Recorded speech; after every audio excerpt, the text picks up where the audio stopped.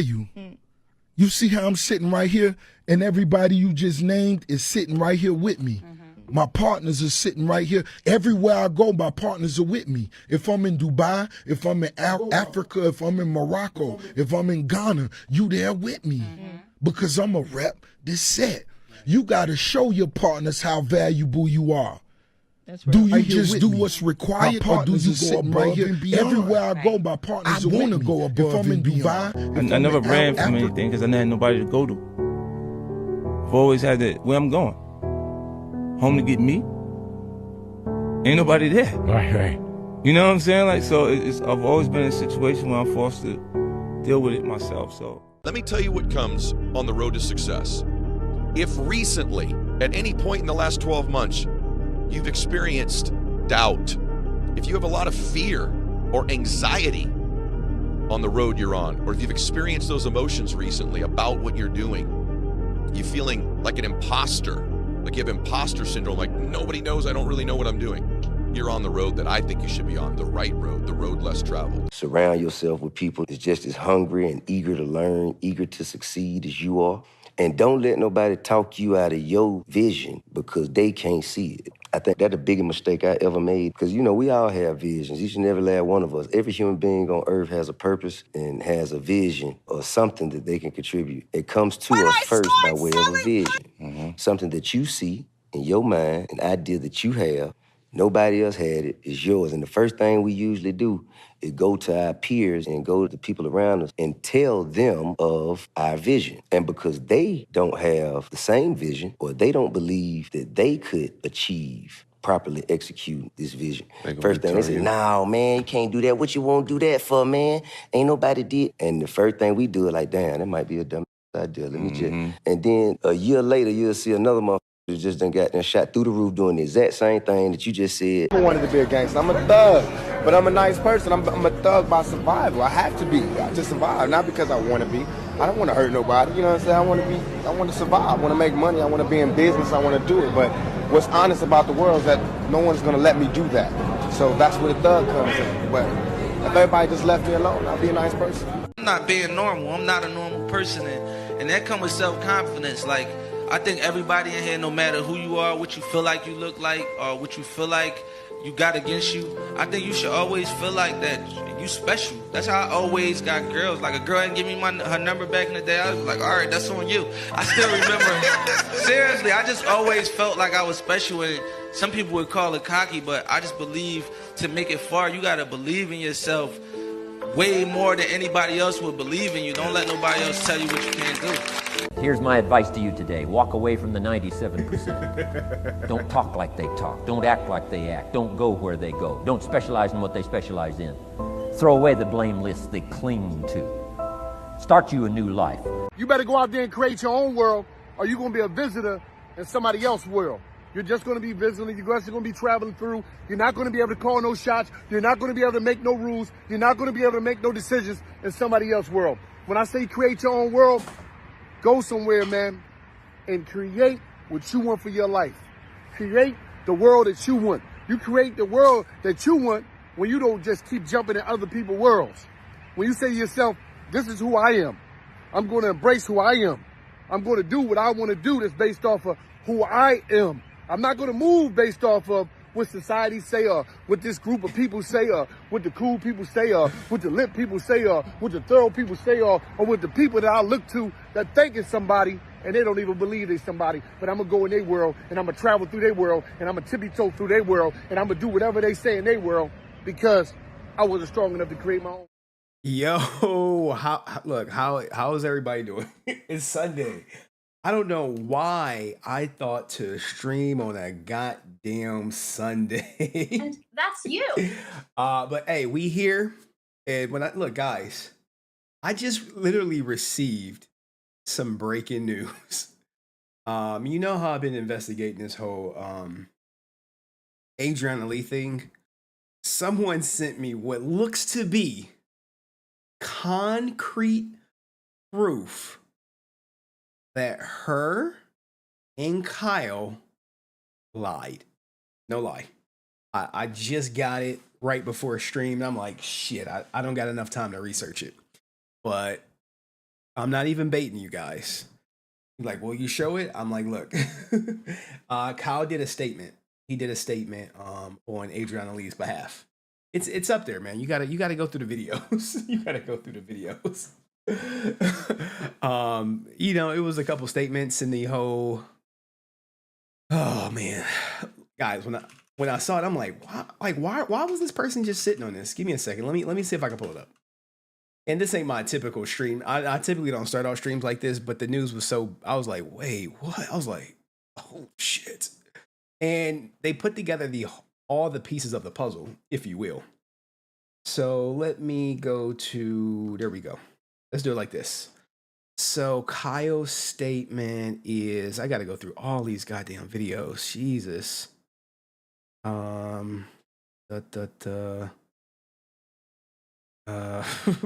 This like this when you know you've been covering way too much stuff.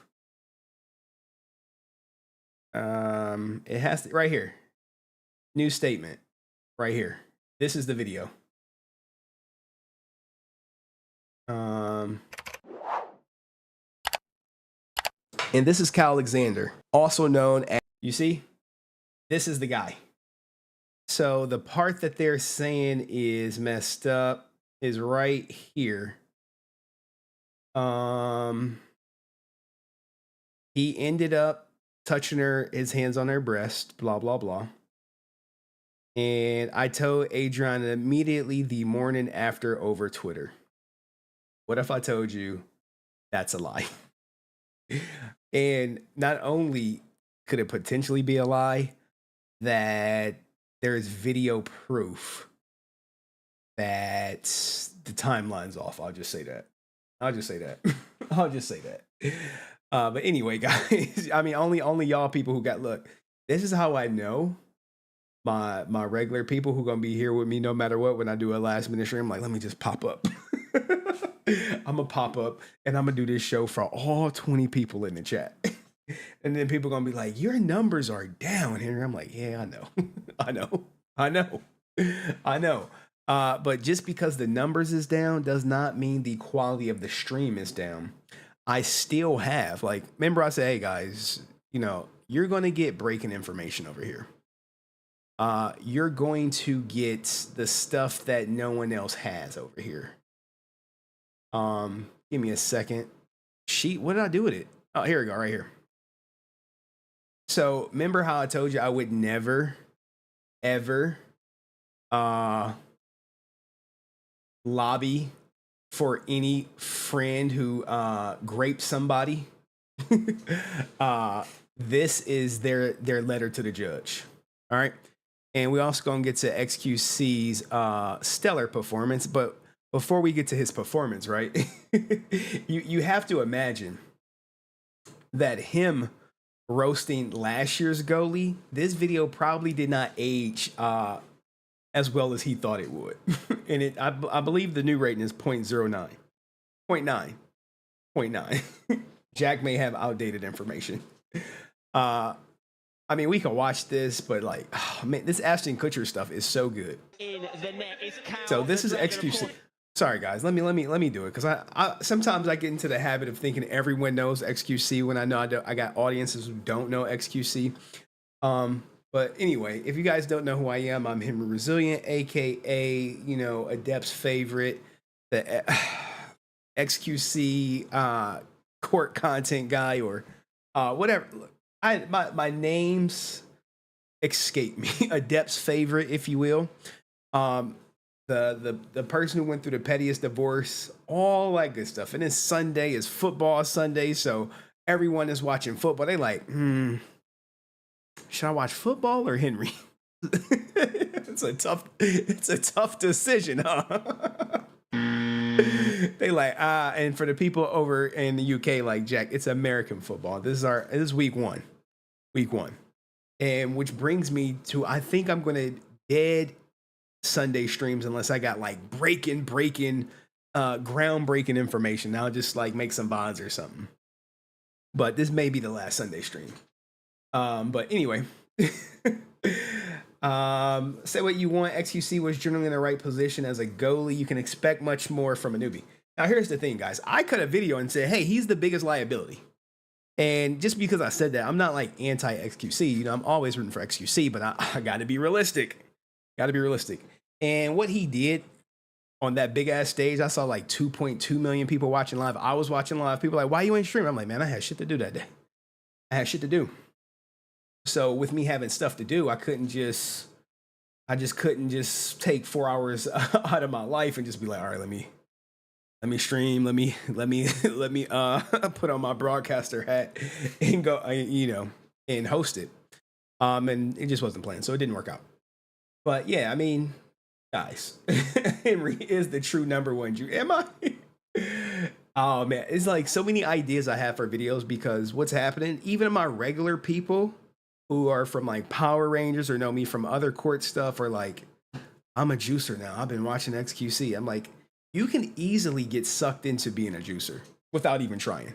You're like, well, let me just watch them for an hour. And the next thing you know is 2 hours. And the next thing you know is 3 hours. And all that good stuff. But let's watch him react, if you will. Now, we're not going to get to the highlights of the sidemen charity event, but we can watch some fun highlights, right? We're a family. XQC all in the chat. 1.6 million TikTok followers. He did have a bad training session on Thursday. I heard. He gets it to Vic. He's through. Take the touch and hits it, Vic. Go for the sidemen. Yes. You know what we need to do? We need to, some editor out there, right? They need to crop his reaction. Maybe I'll do it to him getting scored on. Maybe I'll do it. Maybe I'll do that, guys. Maybe that'd be a funny video where it's him watching him laughing at him. It'd be very easy to do, but it'd be a good video. Oh my word! That's not a penalty. That's from open play. And it's a hell of a strike. That'd get views. Right in the corner. Vic Star. 1, 2, 3. You give him time and space in the box. He punishes you. The back post. He's put too much on it. It's going to come to Toby. Toby lays it off to Simon. 1, 2. It's got to be a goal. Oh, it is 2-2. What a game. Tobe Jizzle. Near post strike. Gorgeous play from him inside. Yes, he will. Fantastic 100%. Got to say. You know what you saw there was the understanding, the chemistry between the brothers, Manny, Toby, and Simon in the middle. Now, the crazy part is he's had moments like this where he's like, damn, man, damn. But Over. Very nice. He'll try and cross it. Ooh. Good area. Tell you what, Cal the Dragon did not fancy any of that. Minimins hits one. Oh my word, a gorgeous technique. Yeah. What did y'all think of the competition? Right angle, wasn't it? Absolutely. Min's on in the middle. He's got that Australian mullet. Mini Minter. Can he deliver? Randolph wants it. Certainly not Cal the Dragon. I think I should do the video. I think it will be a quick video, if you will. But it was him at his, his performance. Jack should have went to the goddamn event. Hello. Oh, that's gorgeous. What a ball that is from Simon. It's got to be Toby. He's on side. Play it to Manny. He's going to score. Oh, yes! Really did his best to intercept it, but Toby said no. Oh, brilliant tackle from Simon. Yeah, man, he'll be all right. He'll tank all this shit. He will tank all of it. He will tank it all. So shout out to XQC. I am looking for some members in the chat. From where's San? Because guys, when I tell you we got a great show, it's like it's so much juice in this. I can't even tell you where to start. Like we also have this old ass interview. Where's the interview at? I think it's right here. You know what's funny is when she was 14 when we started the show. I was like 19, right? Right. And they're like, okay, you guys are going to be making out in this scene. Like, I'm telling you, this juice is runneth over. We have, where is Tyrese at? Right here. We got Tyrese. Now that the divorce is over, and he's in the appeals process, he's able to speak freely about his divorce. So he's like kicking his ex-wife's back in, exposing her for saying she's not a gold digger, while simultaneously he's like, hey, she's trying to break the prenup right now, just to get more money. We have a lot to cover. There's a guy who's going through a similar situation like that XQC went through. or is going through, but he has dire consequences. His life is damn near over. Right here, this guy, and he's like a millionaire soccer player, and someone hit him with an allegation. Someone hit his ass with an allegation of abuse, and I have his victim. Where's the victim at? Where's she at? She right here. She's not saying lock him up. She ain't saying that. She's saying kick his ass off the team. She's saying kick him off the team. Kick him off the team. So it's like, I don't even know if we're gonna get to this story. I really don't. Because the Mila Kunis, what up? Someone like, do Tyrese. What did the poll say? How many people did the poll? Damn, y'all were split on the poll? Holy shit. I thought it was a no-brainer. No, you don't write the letter. Oh shit, they said no, man. Oh my goodness. Oh my goodness. Entirely retarded from soccer. Oh, entirely retired. Sorry, from soccer. His YouTube chatters. Oh yeah. Sorry guys, it's a couple people on YouTube. But anyway, guys, how are y'all doing, man? I got to start being a little bit more interactive with chat. They're like, you don't really be talking to chat too much. I'd be like, it's so much content that I got to cover. Sometimes I just be like, oh man. Ooh, did he say that? No way. He did not say that. He did not say that. And even if he did say he would quit React content if he lost the game, we know that that's not true, right? We know he tweeted it. Look, man, you know I'm a juicer. I started off as a man defending the divorced man, or a man going through a fake divorce, and then I end up being a fucking juicer. Someone said, "Look, that tweet is a troll. We got some differences amongst the juicers. Y'all sort that shit out." But anyway, guys, let's start with this, right? You know, times are getting tough out here. I really wish I had Sin in the chat. But I don't. Oh, my man Dust is in the chat. He like, hey. Dust in the house. Everybody like the stream. Yes, everybody like the stream. Thank you, Dust, coming in. I got money. On a Sunday. Hope you doing well, Dust. Hope you doing well. But times are getting tough out here. And guys, you know I interview women. And, you know, it's not that, you know, sometimes they don't get the job. Sometimes they don't get the job. And I see Dust is out here. Yeah, boy. Welcome, Robert De Niro. Is it the real Robert De Niro? Nope. No. San. Yes. San is in the chat. Relationships are dead. I'm going to start doing that segment every live stream, if you will, in honor of San, because she said relationships are dead. And I just want to see what's out there. So anyway, let's get through these clips real quick. Then we'll get to Mila. We'll probably hit Mila Kunis and Tyrese. And then we'll end with XQC for all my juicers out there. And Joe nailed it in the chat. Yeah, my women in the chat. That's right. This woman, she just got a rejection email from a job. And this typically happens, guys. When you fresh out of college and you're trying to get in. You're trying to get in where you fit in. And every time it don't work like that. So let's hear her talk about her plan after getting rejected from a job, if you will. When I start selling pussy, I don't want to hear it. When I start selling pussy, I don't want to hear nobody say shit. When you see me on the corner, bitch, mind your business. Because these recruiters have one more fucking time to fucking play with me. I get in an argument with my mom every other fucking day. Yo. I'm in a bind, Nate. She might be in a bind and she might be selling it for the 40, guys. Jesus. Hey, she comes in my face talking about some, oh yeah, Mira, you have a degree. You could get a job any fucking where. I don't understand. Where? Where, Wanda? Where are the jobs? Every day I apply to like 100 fucking places. Bitch, I'm so broke. I'm rationing my pussy with these tampons. Okay, bitch, I'm on my period right now. Uh-oh. My cramps was horrible last night. I couldn't fucking take an Advil because I don't know if we're gonna make it through the week. I'm over it. Hey. When I start selling Anyway, hey, but this happens, guys. It gets so hard out there. You like, shit, man, Henry, it's hard. What can I do? And hey, sometimes you got to sell it for the 40. Now, we do have a clip. These are just funny clips that I saw. A guy was playing, he was playing fetch. I can't make out what the creature is. It's some sea variety or something. And this video is going viral. I don't know if guys are doing this when they go out into the ocean, maybe in the California area. I don't know. All right, James, this video again.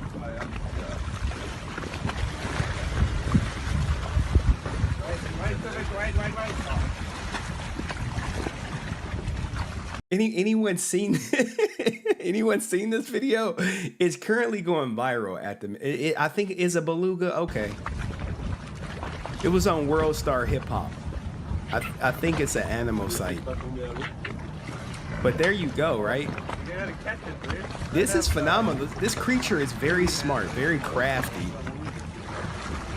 To just understand the concept of the game, considering that is a rugby ball, if you will. Look at it. And it has the sonar. Like, it could do the... You know, if you saw Finding Dory, my daughter would be ecstatic. I'm gonna have to show my daughter this.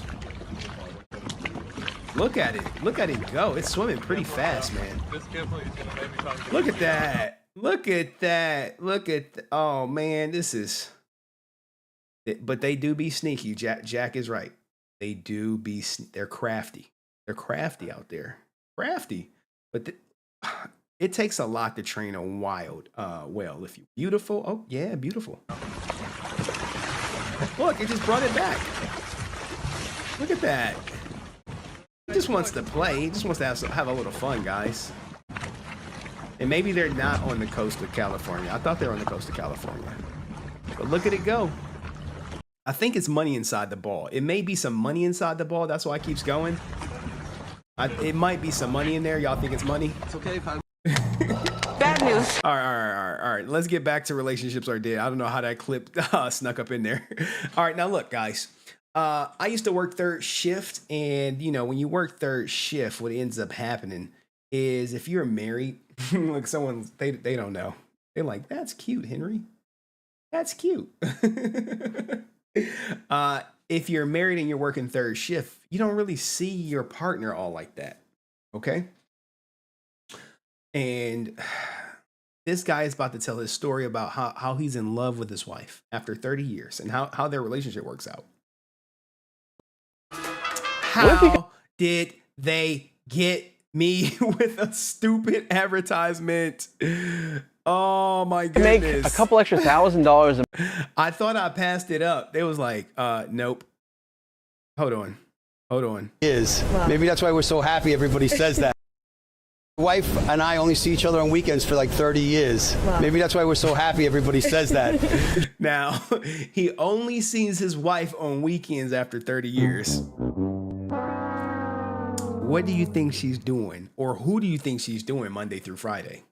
Ooh. Just such a workaholic that between working the graveyard shift as a doorman for 30 years, 27 years in the funeral business. And I only see my wife Friday, Saturday, and Sunday, and whatever vacation time I can get, and a couple of sick days I'll take here and there, which is rare. But I live in the Bronx, and I have a roommate, and he's a doorman. He works on 33rd and Madison, does the graveyard shift too. Oh, he's a doorman for probably 25 plus years. I've had 3 different roommates, and every one of them were guys I grew up with that got separated and then went on to get divorced. And in conversation, he's beating the odds, guys, or he thinks he's beating the odds. What he doesn't know is, yeah, CLM, guys, CLM. Like, I don't know what to do. Like, I'm leaving my wife. I got to find a place to live. And I'd be like, I live alone. I'm never home. What shift do you work? Come on, you could live at my house. Pay the maintenance. That's all I'll charge you. And that's how it's been. Easy. Yeah. They are killing me with, I would replay some of these clips, but they're killing me. Now, look, we do got a brother out here who's starving. He got him one. He got him one. And don't sleep on the big woman, you know what I'm saying? Yeah, that brother's starving. Talk about love. Uh-oh. Copyright. Copyright. Hey, look. Telling you, fellas. NBA 2K is coming out. He is securing the bag. I mean, I think he's still he's talking. You know what I'm saying? Like he is happy. Somebody help. Rapist. Rapist. Rapist. You wanna rap me? Oh, hey, you know he going in there tonight. Rawski. She can't get pregnant though, so he good. I think this is the clip for Sam. This is the clip for Sam because it embodies relationships are dead. And let's hear what this woman wants. Please don't advertise me. He's looking for casual dick. Oh, I said that? Oh my god. That's what you're looking for, huh? I don't remember saying that well. So you're just looking for something casual right now. You beat me to it, okay. Fair enough. Sam, is this what women are looking for? Are all for my women that's in the chat, for Jonilda, for Sam, for Niece, are you guys just looking for casual D? Don't be ashamed. Just put yes or no. Yes or no. Is that really what you're looking for, though? Yeah, I think I am. I'm Nathan. Jennifer. Hey, look. Hey, she looking I'm just for trying it. to vibe right now. So I'm looking Don't be shy. for casual dick. Okay. Hey, at least she honest, guys. This is where we at with dating now, right? No one wants to. Hey, they just want to hook up and skedaddle. I mean, well, this young lady does. This young lady does. Would you be okay with that?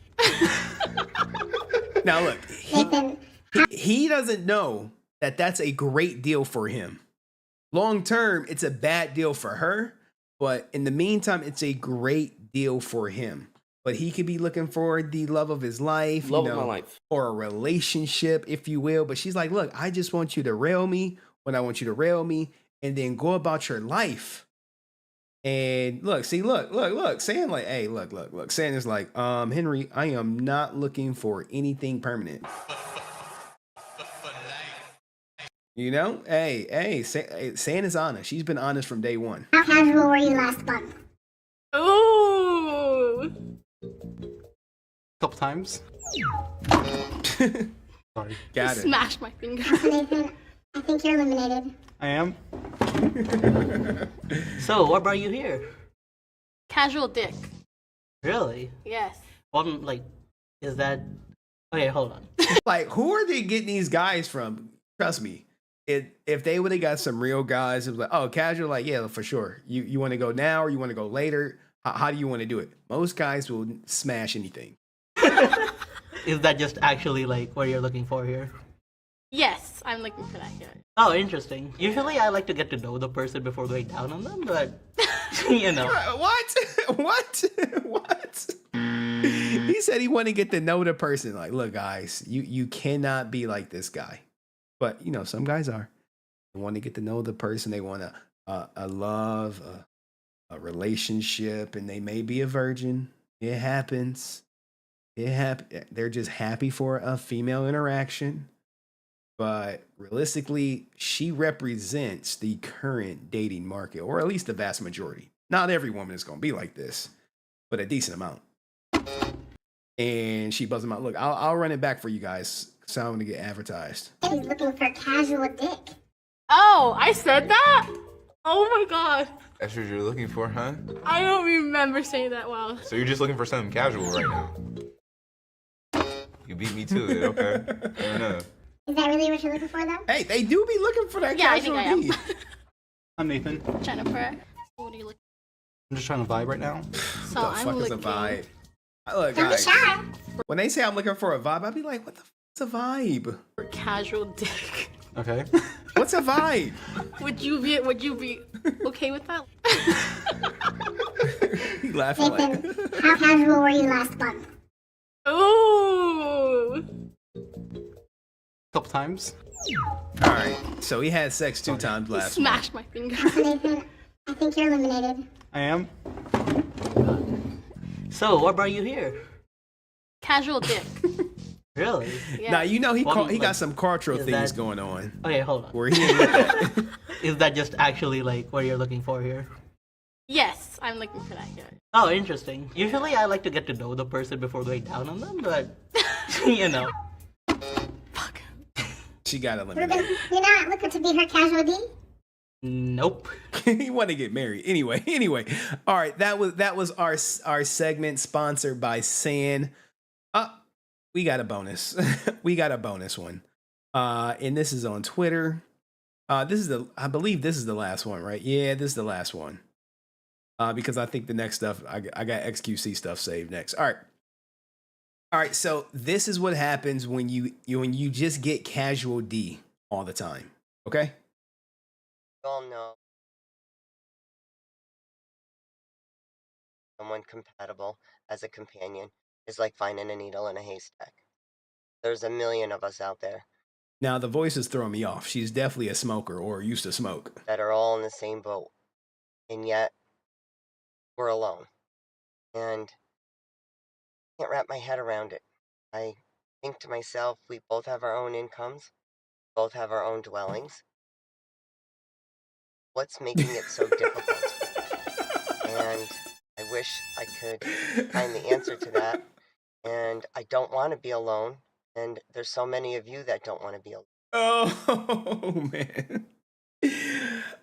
Casual smash with the cows hurts the so. Look, guys, I have been with bigger women bigger than me, women above. You know, it's not. Look, don't knock it till you try it. And I definitely don't want my kids thinking, "Oh, gee, mom's having dinner alone tonight," or, you know, someone's dad is having dinner alone tonight. I don't understand why. Yo. And hopefully we can figure this out. It's the And voice if you for have me, any right? ideas of why, let me know. Could you imagine you hitting and she like deeper? You like, hey, what the fuck? Now this is a mother, guys. She has kids, and if you're interested, her Twitter is MaddieGirl1025. Make sure I think her brand is Marlboro's. But I'll let it run one more time, and then we'll get to Tyrese. We'll get to Tyrese, and then we'll do Mila Kunis, and then we can go out on XQC. We all know by now that being over 50, being single, and trying to find someone compatible as a companion is like finding a needle in a haystack. There's a million of us out there that are all in the same boat, and yet we're alone. And I can't wrap my head around it. Women in my chat, do y'all feel alone? Men in my chat, all right, the single men, do y'all feel alone? Or the Palmer is always going to be there? Let me know. I think to myself, we both have our own incomes, both have our own dwellings. What's making it so difficult? And I wish I could find the answer to that. And I don't want to be alone. And there's so many of you that don't want to be alone. And I definitely don't want my kids thinking, "Oh, gee, mom's having dinner alone tonight," or, you know, someone's dad is having dinner alone tonight. Don't understand why. And hopefully we can figure this out. And if you have any ideas of why, let me know. All right. I mean, look, guys, that's just how it works, man. That is how it works. But typically what happens, and San is coming through with the super chat. God damn, San, you know she got a lot to say about these relationships. She like our relationship expert out here. Let's hear her. What you Guys, sometimes we're broken and the last thing you're looking for is another relationship. I'm not going to put a good guy through hell because I'm messed up. Ooh, very responsible of San. Did you guys hear that? Guys, sometimes we're broken and the last thing you're looking for is another relationship. I'm not going to put a good guy through hell because I'm messed up. It happens, man. Like, it happens on both sides, though. Men would do it, too. You got the rebound chick, and then, you know, you meet someone nice, and then they, you know, they heal, you know, the broken man, if you will. And then they're gone. But the current state of affairs with relationships being transactional, you have that out there. You have people staying with people and saying, like, look, you saved me from the streets. From the streets. Who just subbed? Somebody just subbed. But let's hear it out. I looked at it as I have an ATM between my legs, and I'm just using it. All I got to do is put my card in, and that's it, and put the PIN number, and boom, money just comes right out. I looked at it as I have an ATM between my legs, and I'm just using it. All I got to do is put my card in, and that's it, and put the PIN number, and boom, money just comes. And thank you, Cheeseburgers with the Prime sub. I don't know why we didn't get an alert. That's really odd. But what about this woman saying she got an ATM in between her legs? You have this woman explaining about, you know, how nice guys. I mean, everyone probably wonders where the And that's you. and that's you comes from. It's this woman right here, guys. And sometimes I'll catch you guys up on the lore. All right, the lore of everything of it all. And here's a secret that many guys don't know, especially in today's day and age, is that women love nice guys. We may not understand how much we love and appreciate them until we're a little older, and we've gotten that sort of asshole phase out of our systems. I'd say by our late 20s, early 30s is the point in our lives when we're just exhausted by the jerks and we have no time in our lives anymore for them. So we really start looking for men who we know will be great long-term partners, aka nice guys, right? And that's you. That's where that's you. That comes from, guys. I think I got one more clip and then we'll get to the content. I'm so sorry. I thought I had more. This is the clip right here. And some women who I got a question. Who should be in the streets. What happens is they come in contact with a guy who rescues them from themselves from being in the streets. And then when they ask, like, hey, what would you be without me? They like, I'll be in these streets. And you like, damn. Beautiful, I got a question. Yes, babe. If you weren't married to me, what you be doing right now? In these streets. You'll be in these what? I believe it too. You'll be tied up in these streets. And look at him showing them teeth. And that's his wife, guys. That's his wife admitting that she would be in the streets. And shout out to CGA because these are normally his clips. Beautiful, I got a question. Yes, babe. If you weren't married to me, what you be doing right now? In these streets. You'll be in these what? I believe it too. You'll be tied up in these streets. And people stop spamming the Depp's name. I see you guys in the chat. Y'all are horrible. Look, they calling her. They are calling her. All right, let's get into the content. Let's get into the first story. This is Tyrese, guys. You know, everyone knows about Tyrese.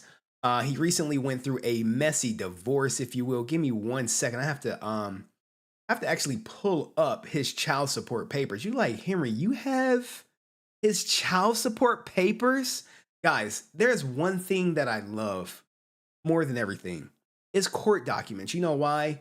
Because typically what happens, let me just type Tyrese HenryResilient, is these women, and you know, not all women. I know I gotta say that. I gotta be more smart about saying that because some people are like, I am not like that.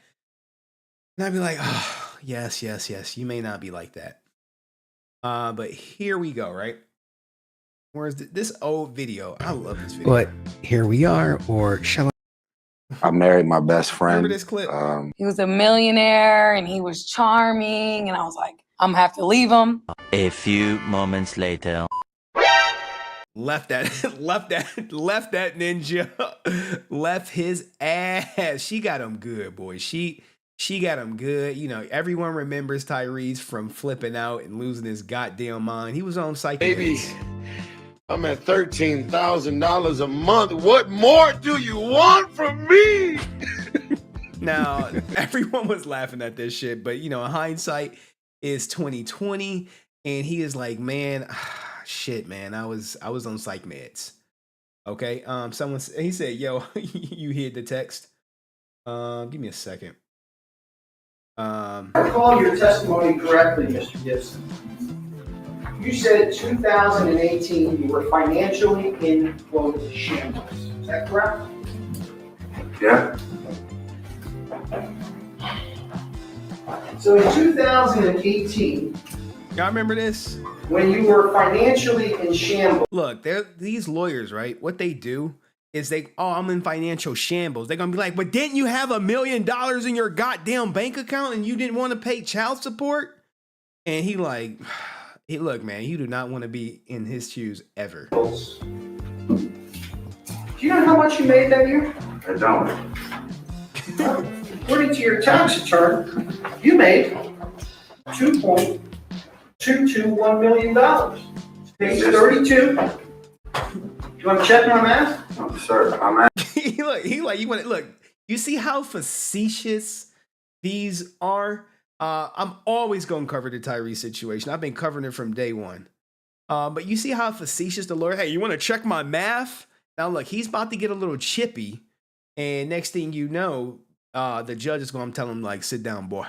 I'm asking you because I don't do the CFO thing. Here's a question to you, smart person. No, hey, that's enough. You go sit down. We're taking a break. Lawyer's back now. You see? They like, hey man, Tyrese, shut up. Now here's the child support calculation sheet right here. All right. And the monthly income is X'd out. But what they were looking for, if you can see, hold on, let me move the text out the way. What she was looking for was $20,000 a month, right? Now he was literally only should be paying $2,236 per month. I hope you guys can see this, right? This is what he should be paying. And then these deviations, number 10, that's just extra stuff that they put in. That doesn't mean nothing, okay? So by the calculation, he should only be paying $2,200 in child support. What she wanted was $20,000 a month, okay? I'm just saying. I am just saying. These are facts. This is why you want to go to the court docs to get the goddamn story. You never want to, I mean, you can take people at their word, but if there's court documents, well, what did you file? You said you're not a gold digger, but so why are you looking for $20,000 in goddamn child support if you're not a gold digger when the disso master only says $2,200? And she's like, oh, you know, my kid need this, my kid need that. Blah, blah, blah. But keep that in mind, guys. Keep that in mind. Give me a second. I got to do some special shit right here before I get hit with a copyright. Because the Breakfast Club do not play. They like, Henry, you watching our shit live? And she was awarded $10,000 a month. And he was pissed off, naturally, because he's already paying $10,000 a month for another child. And what happened was the lawyer, I mean, not the lawyer, the judge, him and Tyrese had words, and it's ultimately up to the judge. The judge could have easily said, $2,200 a month. But the judge did a funky calculation and basically said, well, you're always paying $10K for another kid. Why should this kid get any less? And you're really not supposed to do that. It's supposed to be, hey, the calculation say $2,200, but remember, in family court, the judges have ultimate power to do whatever the hell they want to you. Okay? And people say, well, based on his income, $10,000 a month is not bad when he's making millions or whatever you want to call it. Sometimes it's the principle of it all. You're allowing her to basically collect alimony inside the child support. That's what it is. He make a lot. He make a lot of money. But it's not about the money per se. Let me make sure I got the right spot. We ain't been having sex. Hold on. We about to watch a decent amount of this. If they hit me, they hit me. They catch me, they catch me. On top of her butt, directly on top of her pants. Second time I ever spanked her in my life. Oh. And then that's when all that shit went down. Me and my wife. All right, so he got accused of child abuse for hitting his daughter. This is one of the reasons I don't touch my daughter. Because I am petrified of some bull crap abuse allegation and her mom looking at a reason to collect more child support from me as we speak. And the fastest way to collect more child support is to reduce the father's time with the child. If you can do it legally, you say, so right now he has 50-50 and he's paying $10K a month. If that shit gets cut down even further, it could be increased to $15K a month. It's a dangerous game when you introduce child support. Maybe he got a vasectomy. He should tell people like, look, man, I got a vasectomy. Don't worry about this child support shit. All right, so there's the story of him and his wife suffering through the allegations, but let's keep it going. We was up there with the Care Bears. We had no problems. Everything about our vibe and energy, chemistry and magic, it was all everything that I had prayed. I was experiencing an answered prayer. And he thought he was experiencing the answered prayer, and probably he was. Like, you know, don't think that just because he got a divorce, every moment of their marriage was horrible. I can speak from experience. No, it's not like that. It's usually sudden. It's usually quick. You like, you know, wake up and not love me no more. Like, oh shit, like some Kanye West type stuff. I knew that I was going to get married and be married for the rest of my life. Like, I literally convinced myself, yeah, I'm gonna like this guy. I'm gonna be gray and old, and I'm gonna have to eat mashed potatoes and coleslaw because all these teeth gonna be gone. I'm gonna be married that long.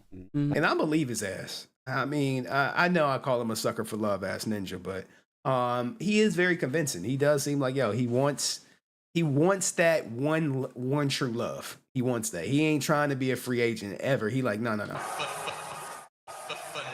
That's not for him. And for, you know, some guys they're just built like that. They're built to be in a relationship all the time. Like, I was in it. And so for my whole thing to just kind of happen the way it happened, and I was in Jersey filming with John Malkovich.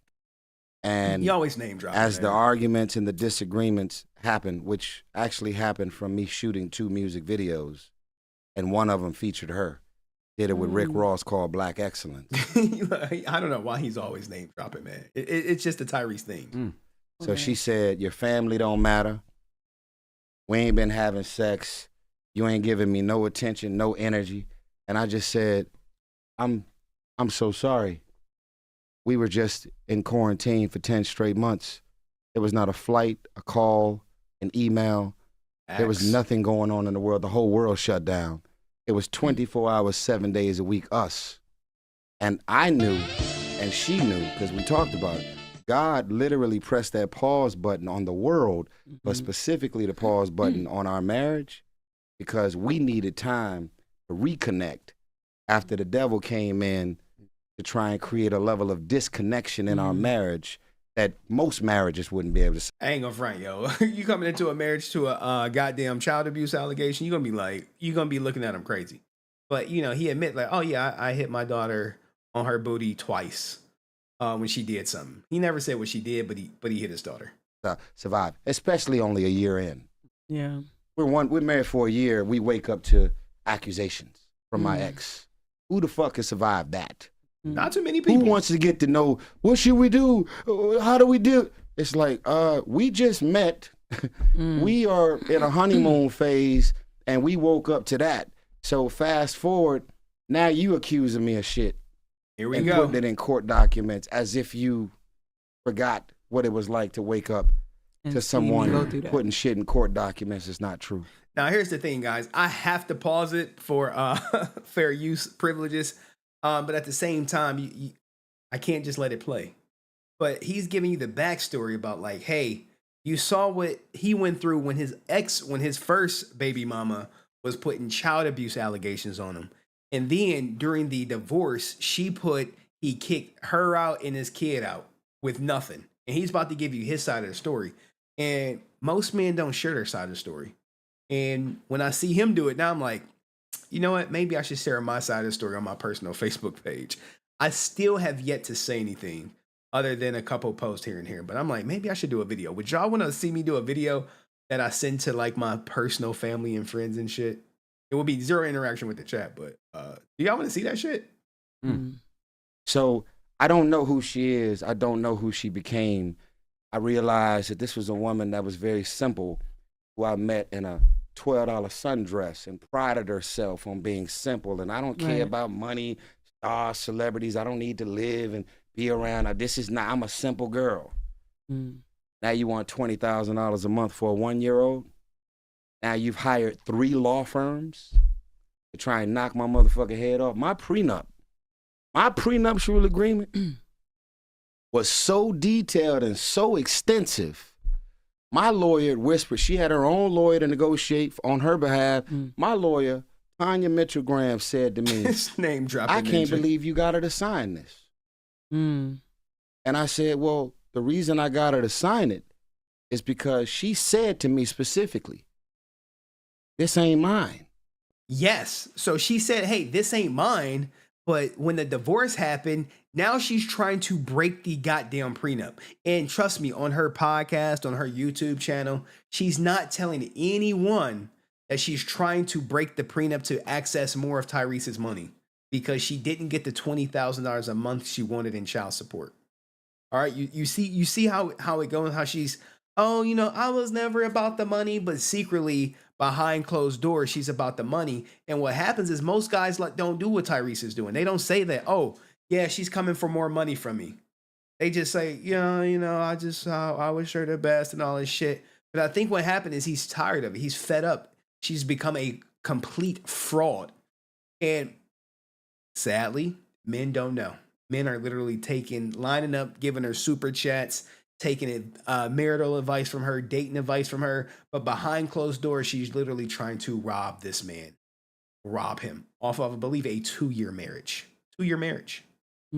That's your publishing. Those your cars. It's your house. And if we ever separated because I didn't get in this for any of that, I will sign every piece of paperwork that reflects that I don't want none of that. To then want nothing more than to show a nigga that that's all she wants. Exactly. But the prenup should be ironclad, right? Right. They are doing everything it takes to crack the motherfucker. And it's now 3 years into trying to crack. See, you have a pre-nuptial. So he's about to go in this tirade about the prenup and post-nup and all this good stuff. But the gist of the thing is she's trying to crack it, guys. She wants the money, but publicly she will say nothing other than that. In fact, I do have a statement from her talking about how she does not want to, how it's not about the money. She's like, no, it's not about the money for me. It never was about the money. I had everything I needed to have. And if you've been rocking with me for a while, you've probably already seen the clip of him exposing her. It's right here. Hold on. What I will not allow to be said is that doesn't make any logical sense. If it was about money, I would have just stayed where I was at. You see? Clearly, I had access to everything that I wanted. That doesn't make any logical sense. I wouldn't leave it to go work multiple jobs and people know I make a good amount of money. Why would I do that for money? I love this person, and there were just certain things that just didn't work out, and that's not for the world to know. Look, guys, when this shit started going off, she made it available for the world to know. No one really knew about it until she came out with it. And what they typically do with these celebrity divorces is they put the information out in the court docs. I never told anyone you locked me out. I just put it in the court docs and I leaked it to TMZ. That's how it works. That's not for people to know. That's for me and him to know. And I hate that our business is out on the media sites. I hate that because it's a family. It's a family that's broken apart. It's not entertainment. And unfortunately, it's become entertainment. And I don't like it, because it was somebody I love. You see how it works? You see how it works? What you cannot say and what I will not allow to be said is that doesn't make any logical sense. If it was about money, I would have just stayed where I was at. Well, why are you trying to break the prenup? Why did you ask for $20,000 a month in child support for a 1-year-old? These are questions that she would never answer or even admit to on her own goddamn channel. I mean, she is very attractive. No, don't get me wrong. Everyone would smash. But she's a complete fraud, a liar. I mean, you could say gold digger, whatever you want to call it. He accused her of gaslighting him. And they have been going back and forth. And when they were going through the divorce or whatever, and he was talking about it, she put him under a cease and desist from mentioning her name. But now that that's over and they're in the appeals process, which is likely going to get granted, he's able to speak freely about the situation.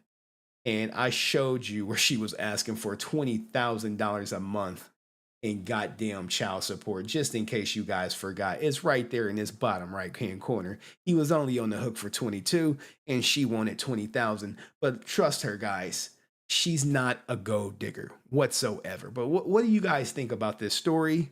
Let me know in the comment section and I'll see you in the next video. Peace. All right. I'll be having to do that for the editing and shit. Like, all right. All right. But someone says she's mid, bruh, she is not mid. She may be manufactured, but look, you like, I've saved some pictures for reference. I saved a couple just so we could, because I knew this conversation was going to happen. It was like, she's mid. I'm like, she's probably looks better right here than most people have ever had in their life.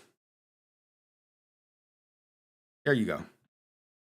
This is mid? I don't know. I'm just saying. I mean, because she's a gold digger, she's, you know, off my record. But what would you guys rate her? I see the milkers is like, people like, what would you rate her? I mean, she a mom and she's making $150,000 just from her regular job, plus the 120 she's collecting from Tyrese ass. Someone said a high 8. Okay, I'm just saying. People saying she mid. I'm like, I don't know how mid is that. I mean, now here's the thing, right? Tyrese paid for all this shit. He paid for the teeth, you know what I'm saying? And she work out. But yo, when he met her, she was not looking like this. This was a little flatter.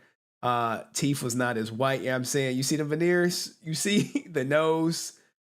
It was all like, hey, he leveled her all the way up. But you know, praise God, she a Christian and shit, right? Them be the ones. Now let's get into Mila Kunis, man. I mean, I got more clips, but like, I want to get through all this content. I have stuff I have to compile and all this. Like, here's a message for all my haters out here. For the people who be like, Henry, I hate you. I hate your content. You drama farmer. You nothing without XQC. You nothing. Now, this is the message for all them people right here. About me would make you think that I care about your opinion of me. Your opinion of me is not the opinion that I have of myself. You ain't make me, so you can't break me. You didn't build me, so you can't kill me. You know what? God established me, so you ain't nothing you can do to me. I've been dealing with this foolishness since Pee Wee football, man. I've been him. I've been a difference maker, a game changer. I've been that guy. So what will change now that I'm coaching? Not a darn thing. I'm not even playing the game, and you got an opinion of me. I'm not even on the field. But I'm pretty sure I get every darn coach I'm playing against, head coaches, and anything you want to do. But I love it, but I don't care. And I wish the world thought like that. Facts. Youngsters, if you're out there right now, do not give a darn what opinions people have of you. Long as that opinion is not consistent of that of yourself. You be you. I'm not planning to make you feel good about me. I already feel good about me. I'm good. Message for the youngsters out there. And the old school, not old fools. Yeah. All right, that's Deion Sanders, man. I salute to him and everything he's doing. Oh shit. Oh, I know what I saved this for. I saved this for some other stuff, but I really want to get to the Mila Kunis stuff because it's we'll do Mila Kunis right now when whatchamacallit, give me a second to what do you guys think of this Mila Kunis stuff? Give me a second. TMZ. What's the guy? Shit, TMZ.com. I didn't save his article. From that 70s show, the guy who distanced himself from everybody. That shit. Whoa. And we got some breaking news. You know, the guy who kissed her, he has resigned. Spanish soccer prez Luis Rubiales. You know, he kissed. Hey, that looked like a forceful kiss. I don't know if that was consensual at all. But my man has resigned. And what the hell was he thinking? Guys, what was he thinking? He was just caught in the moment. He was caught in the moment. He was like, oh shit, we won. Give me a kick. Come here, baby. All right. So what has happened, guys, And here's the thing, right? This story, TMZ didn't break this story. It broke on social media. There we go. Topher Grace. Thank you, Savage. Thank you, Topher Grace. Because I wanted to cover his story before we got to them. Because everyone was giving Topher Grace shit for not hanging out with everybody after the show. They like, why does Topher Grace not hang out with y'all? Why is he not out for drinks with everybody? Well, because he knew, because here we go, right? Here we go. Here's one of the captions. And look, shout out to Topher. He went through like a whole transformation and shit. You see the pain? You see the tattoos? That's pain right there.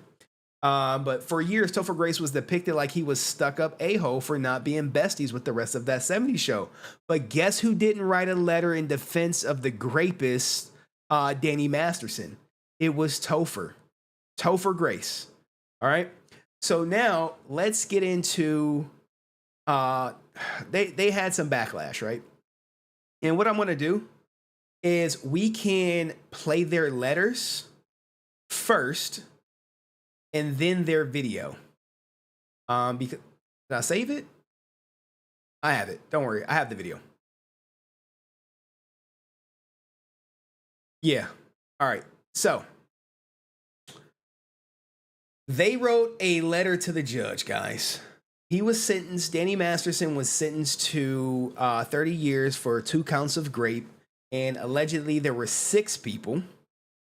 And typically what happens after you've been convicted of something, similar to, if you remember, Tory Lanez and everyone was getting at Iggy Azalea for writing a letter in his support or whatever. And a lot of people wrote letters in Tory Lanez's support. And typically what happens is at sentencing, they have to read all those letters out loud to the victims, which was Megan Thee Stallion in the Tory Lanez case, but the victims who came forward in this case.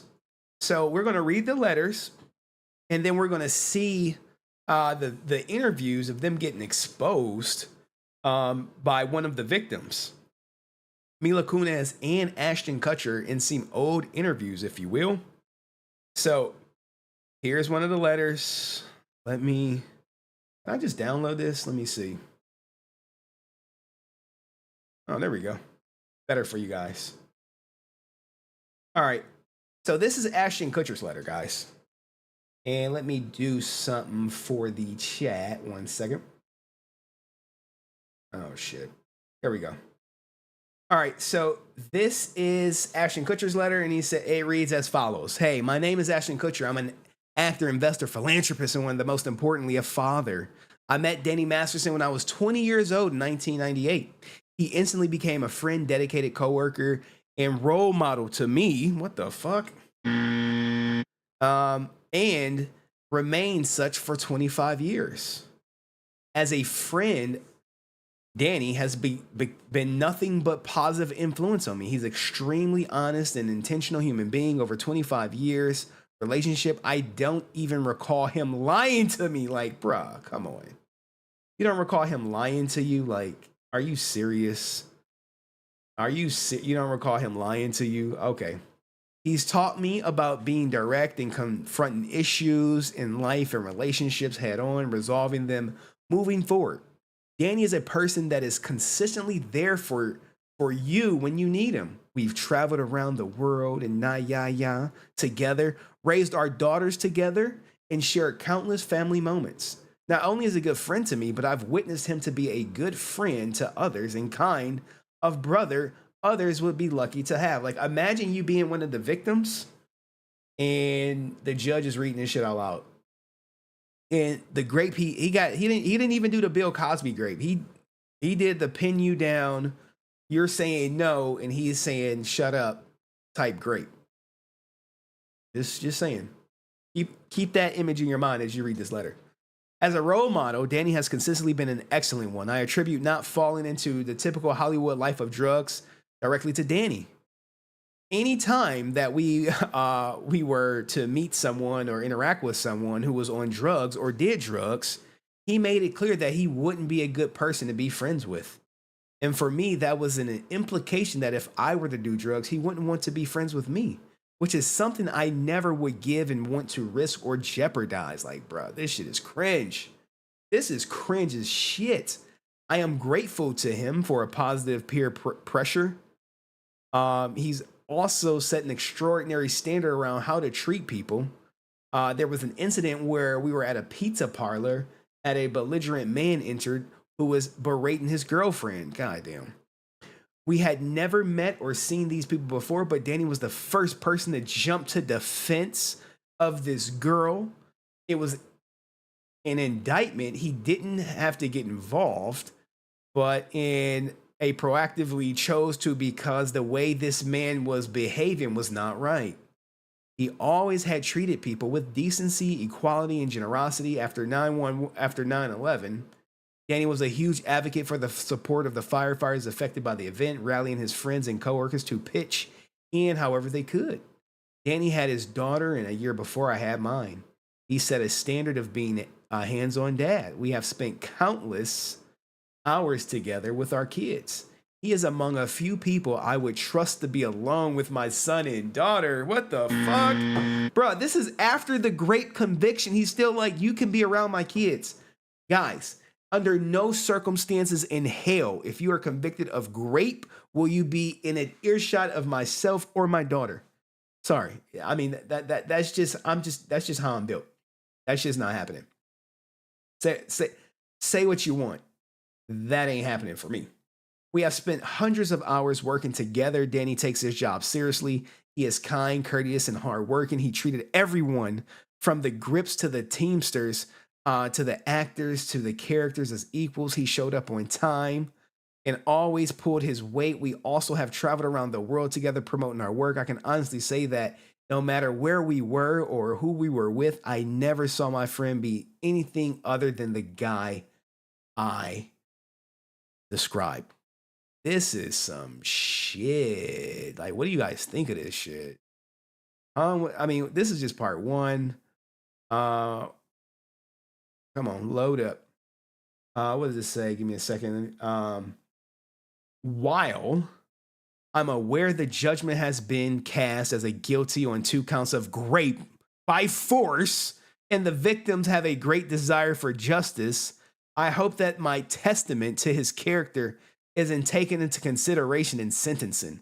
I do not believe he is an ongoing harm to society. Having his daughter raised without a present father would be a tertiary injustice in on itself. Bruh, what the fuck? Like, bruh. Oh my God, bro. Oh, hell no, man.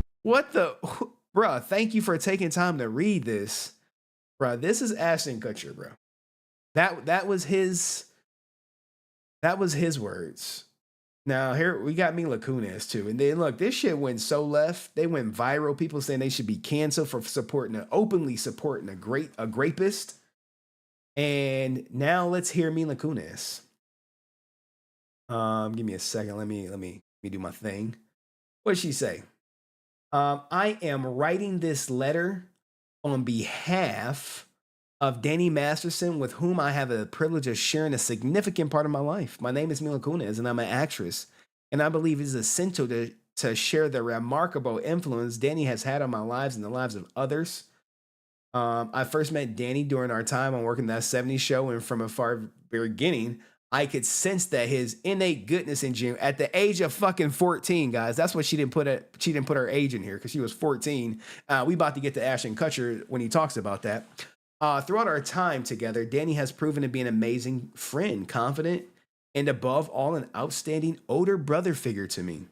He has caring nature and ability to guidance and has been instrumental in my growth, both personally and professionally. Because he was underage. You're like, you're a little too young for me. But anyway, one of the most remarkable aspects of Danny's character is his unwavering commitment to discouraging the use of drugs. Okay, she's taking the same Ashton Kutcher approach. His influence on me in this regard has been invaluable in an industry where the pressures and temptations of substance use can be overwhelming. Danny played a pivotal role in guiding me away from such destructive paths. His dedication to avoiding all substances has inspired not only me, but also countless others in our circle. Danny's steadfastness in our promoting a drug-free lifestyle has been guiding light in my journey through the entertainment world and has helped me prioritize my well-being and focus on making responsible choices. His genuine concern for those around him, like what? And his commitment to leading by example make him an outstanding role model for a friend. Here's the thing, guys. I believe one of these grapes occurred while they were filming, and people knew about it and did nothing. See how it works? Danny is a husband, a father to his daughter, and has been nothing short of extraordinary. Witnessing his interactions with his daughter has been heartwarming and enlightening. He prioritizes his family, education, and happiness above all else, demonstrating his unwavering commitment to being a loving and responsible parent. As a father, he leads by example, instilling in his values that reflect integrity, compassion, and respect for others. Man, he's still a piece of shit, but I mean, these are Mila Kunis words, guys. These are Mila Kunis words. Moreover, Danny had consistently displayed profound sense of responsibility and care for those around him, demonstrates grace and empathy in every situation, be it within the entertainment industry or in our personal lives. His steady support and understanding and presence makes him a reliable source of guidance and comfort for all of us. This is tough to read. Like this is a hard read, guys, because you know what he was convicted of, and you see Mila Kunis, like, you want to, in a roundabout way, openly supporting, I guess, a leaner sentence than the judge was going to hand down to him. Danny's Masterson's warm humor and positive outlook on life have been a driving force in shaping my character and the way I approach life's challenges. His unwavering commitment to being an exceptional older brother figure to me has had a transformative impact on my life, instilling in me a sense of self-belief and encouraging me to aim for greatness, but all while maintaining a sense of humility. Oh my goodness. I have no idea why they stuck their neck out for this piece of shit ass person. Let's get to her last part, her in conclusion. In conclusion, guys, I wholeheartedly vouch for Danny Masterson, exceptional character and tremendous positive influence he had on me and the people around him. His dedication leading a drug-free life and genuine care he extends to others makes him an outstanding role model and a friend. Please feel free to reach out if you require any further information. Guys, the judge, I spoke to the judge. I said, hey, how'd you feel after reading Mila Kunis shit? He was like, shut up, bitch. The fuck? This guy just raped 2 people forcefully and you writing letters of fucking sympathy and support for a leaner sentence? This guy should be put under the jail. He should be castrated. Seriously, castrate is that. Chemically castrate him. But he got what he deserved. I'm comfortable with the sentence. I have to question Mila Kunis and Ashton Kutcher's character wholeheartedly for writing such I'm going to say despicable letters in support of someone who was convicted on 2 counts of forceful rape. All right. But what do you guys think of this aspect? Just their letters alone, because now we're about to get to their goddamn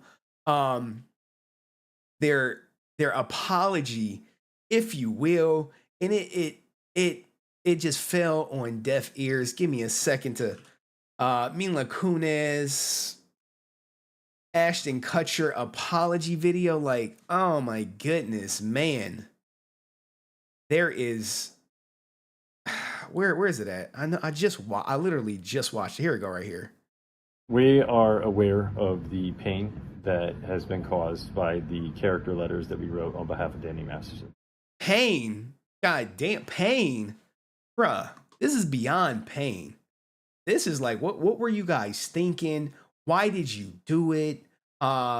Did you reach out to anyone? Did people tell you? Did anyone in your circle advise you not to do it? We support victims. How? I support victims, but I want my friend to get a lighter sentence. We have done this historically through our work and will continue to do so in the future. Fuck. A couple months ago, Danny's family reached out to us and they asked us to write character letters to represent the person that we knew for 25 years. You are not a victim here. You have never been a victim here. I'm just saying, how can you say you support the victims but writing a letter in hopes to get your friend a lighter sentence for victimizing such people? It's counterproductive. It makes no sense. It reeks of bullshit. So that the judge could take that into full consideration relative to the sentencing. The letters were not written to question the legitimacy of the judicial system or the validity of the jury's ruling. They were intended for the judge to read. Bruh, anything you submit to the goddamn public, to the judge, is public record, guys. Anything you submit to any court is for public consumption. And these goofballs are using we only thought the judge was going to read it and no one would know. What type of shit is this? This is despicable. And look, guys, I'm like beyond myself with this. He is accused of raping 2 people, and y'all wrote letters of defense. And guess what? One of the victims was not happy with this. So she decided to expose the ass, and we got her exposing them all right now. And not to undermine the testimony of the victims or re-traumatize them in any way. We would never want to do that. And we're sorry if that has taken place. Our heart goes out to every single person who's ever been a victim of sexual assault, sexual abuse, or rape. Shut up, bitch! I'm just not. I'm not buying it. I wholeheartedly think that they thought that they were going to get away with writing a letter in support of their rapist ass friend, and then they got caught. That letter that they wrote was not as private as they would have hoped to be. Now, as a consequence of that, one of the victims, and I've shown on the TMZ story, has come out.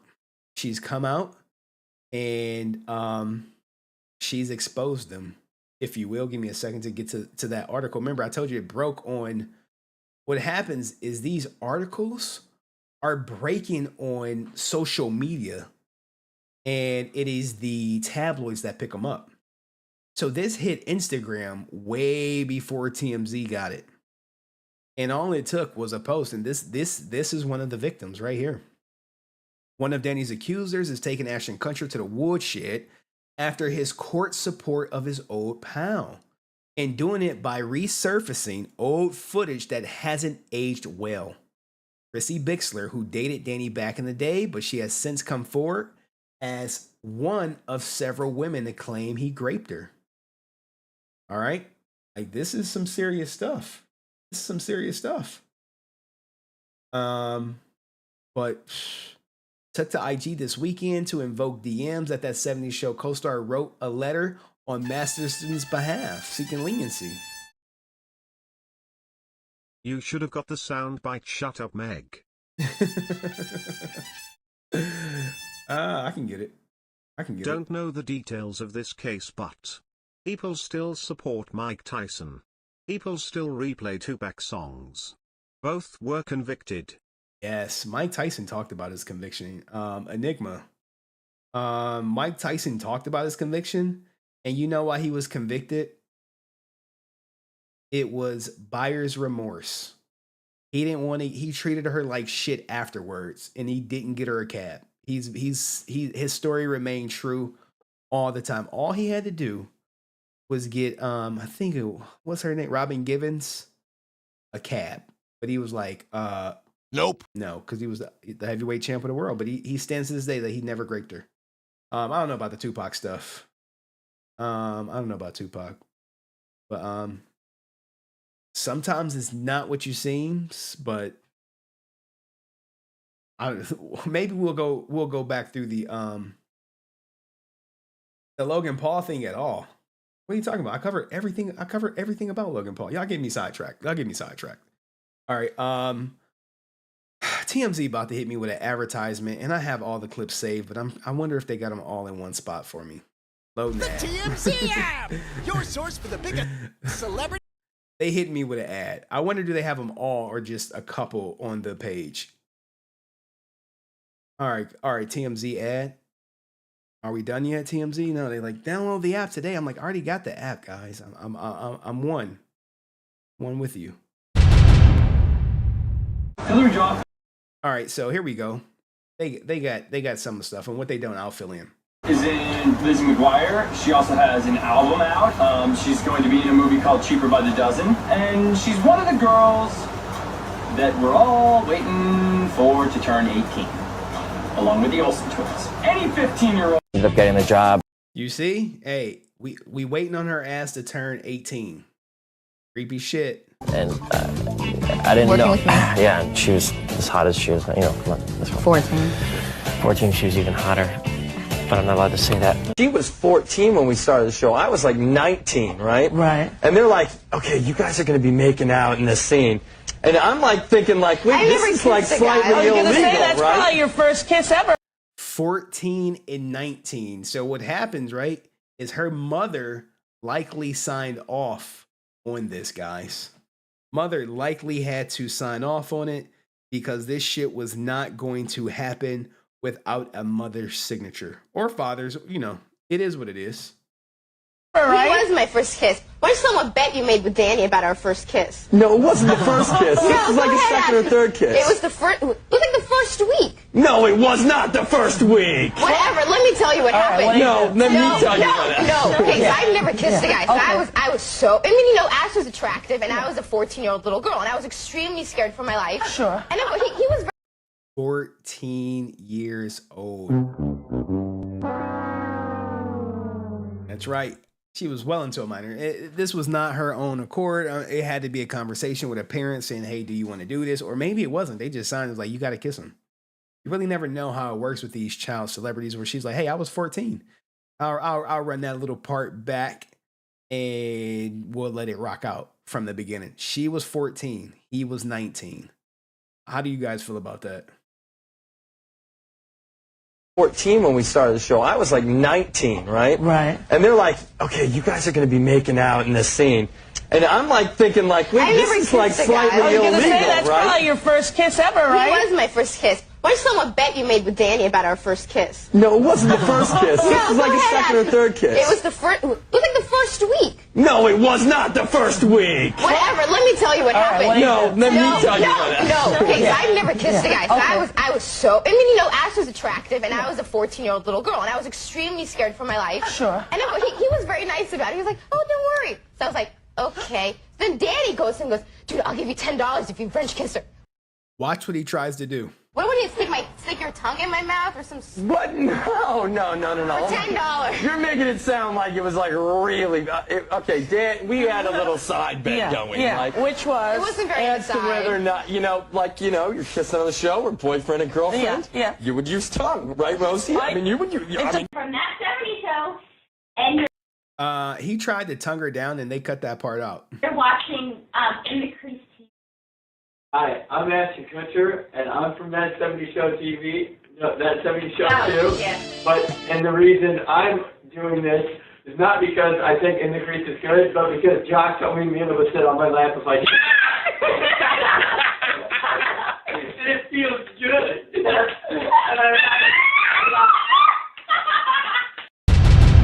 I mean, you see that shit? If that shit ain't if that shit ain't creepy, I don't know what is. And shout out to Red Bunny Classic back again. Salute to you. I mean, this gotta be what? Month 2, month 3? I think the pink is 2 months.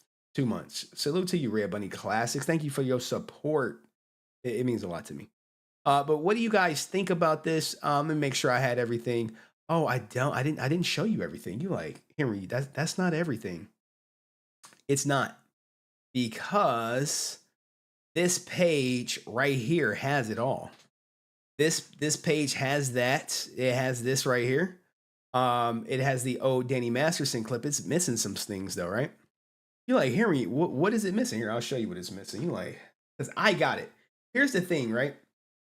When this stuff comes out, I go get it just in case people delete it. And sometimes people do delete stuff, right? Because there's some Danny Masterson interviews that are not public, if you will. Give me a second. That I saved. You're like, Henry, you saved that shit? Damn straight I did.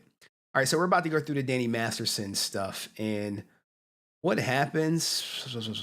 I don't know what angers me more. Ashton Kutcher and Mila Kunis writing letters on behalf of their convicted serial rapist friend in an effort to get him a lesser sentence, or I know he would reoffend should that have happened, or how they historically bad actors. In my opinion, Ashton Kutcher should be nowhere near victims. He's a fraud. This is the woman who's exposing him. And then she starts playing some of these old Danny Masterson interviews, if you will.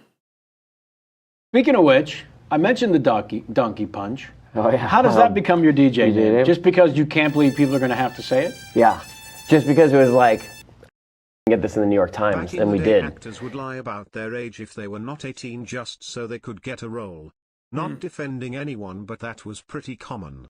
You think Mila Kunis lied about her age to get a role? Perhaps. I mean, but at the same time, that lie gets exposed and you still groping on her trying to kiss her. I mean, I ain't gonna say that's a PDF, but that sounds like a PDF, right? Speaking of which, I mentioned the donkey punch. Oh, yeah. How does that become your DJ name? Just because you can't believe people are going to have to say it? Yeah. Just because it was like, oh, I wonder if we can get this in the New York Times, and we did. And it would just, I started DJing in 97, 98, and you don't want to be like DJ Danny Masterson. That just sounds not good. So so you sort of all come up with something that's kind of funny. Right. And mine was DJ Donkey Punch, which is a great name. But this is also kind of like before the world of the internet and where the Facebooks and the Twitter and the whole thing where everybody knows what everything means. Right, you can't So instantly for look it up. years, Nobody you know, it'd be like, and Danny Masterson, aka DJ Donkey Punch, ex-cons, playing, this is in like the Wall Street Journal or something. And then they started doing the little asterisks in the donkey, like P, spot, and C, whatever it was. And so then I had to change it. All right, so he's DJ Donkey Punch, if you will. Give me a second. We gotta shrink this down because it's a little series. Because they cut it up where you can't just go through each one, if you will. Whatever it was, and so then I had to change it. So you're saying DJ for a while, Mom Jeans. For a while. Well, then I went to Donkey Pizzle. But I did that only when Puffy became P Diddy. I also announced my creative name change. Did you go to Just a Symbol at one point? No. That would have been fun. That would have been awesome. That's next. I should have gone to Prince, DJ Prince. That's next. So for a while, only ex-cons knew why you named yourself DJ Donkey Punch. Pretty much, yeah. Yeah. The instant... I get the DJ Donkey Punch. Looking up instant search now that it does exist. It's so funny. Y'all get the DJ Donkey Punch stuff? Y'all like, what does that mean? What was he convicted of? All right, anyway. It's so funny because my understanding, too, is that it was very popular among the prison world, this phrase, Donkey Punch. But when you go online, it's all heterosexual, everything's fine. This is what happens to your girlfriend or sexy lady partner. Exactly. Yeah. And the thing is that when I had the Donkey Punch, it was a shot to the ribs. Really? That made the cough to release the back muscles. But then I think it became back of the head where you knock somebody out or something. Yeah. And that's not the Donkey Punch I know. So salute, brother. Flexed bicep 100. Thank you, Vander Van, for the donation. Salute to you guys. Thank you, Van. Salute to you, man. Appreciate that. So for those who wondering what DJ Donkey Punch means, okay. Here it go right here. Donkey Punch is a practice of inflicting blunt force trauma to the back of the head or lower back of the receiving partner during anal or regular intercourse as an attempt by the penetrating partner to induce involuntary tightening of internal or external sphincter or vaginal muscles, passage of the receiving. So his name was this Donkey Punch, and this is, you can look, guys, you can speculate that maybe some of this shit happened, or he's getting it on with some girl and he probably don't say, hey, I'm into donkey punching, and you hitting her from the back and you donkey punch her and she tighten up.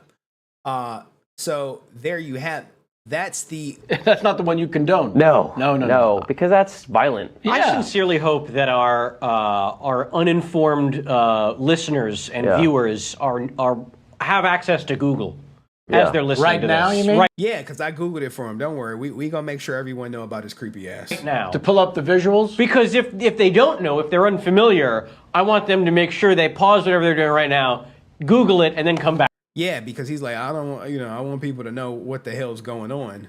All right, and Right now, Google it, and then come back. Yeah. Because I don't want them to be out of the loop on this. You know what? You just reminded me of my first question that I've leapt the frog over. Josh, standing by.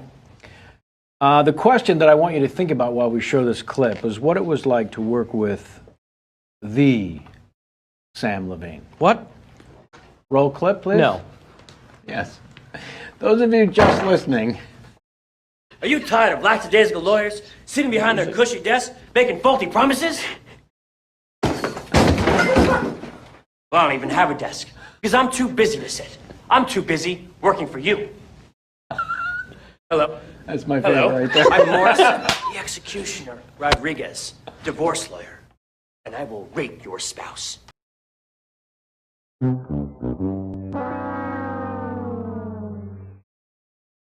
these shits aging like milk, man. You heard what he said? You heard what he said? Who you think wrote this? Who you think wrote this? He meant that shit too, right? Hello. That's my favorite right there. I'm Morris, the executioner, Rodriguez, divorce lawyer, and I will rape your spouse. Right now, Google it, and then come. Hey, man, his words, guys. His words, and like she was exposing everybody. Your third question comes from your current co-star, Adam Bush. Sweet Bushy. He DM'd me on the Twitter and said, make sure you ask the Masterson his advice, the best way to make a move on a girl once you've got him back to your place. Oh, you just invite him for a shower. Of course. That's the move that's been missing. Yeah. You say you need to clean yourself? Well, you say, let's go clean ourselves together. Like, it's conversational. Like, like, you're like, oh, we should go take a shower. Do you ever pat him on the ass and say, good game, let's hit the showers? After the shower. After you've had a good game. Then you give them a good game. I mean, what do y'all think? What do y'all think of this interview, guys? What do you think of it? You're like, hey, Danny Masterson on his most professional behavior. Like, guys. I think next week's episode is where James LaShore convinces me to have a devil's threesome with him and Stacy Keebler. Whoa. So we tag team the shit out of her. A devil's threesome? Otherwise known as a Bermuda Triangle.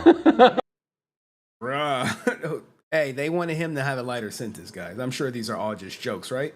Bermuda. We went the Eiffel Tower. Gotcha. Yeah. Is that anything like Silk and Twist? Yeah. It's what Silk and Twist used to do. We used to do that after our shows.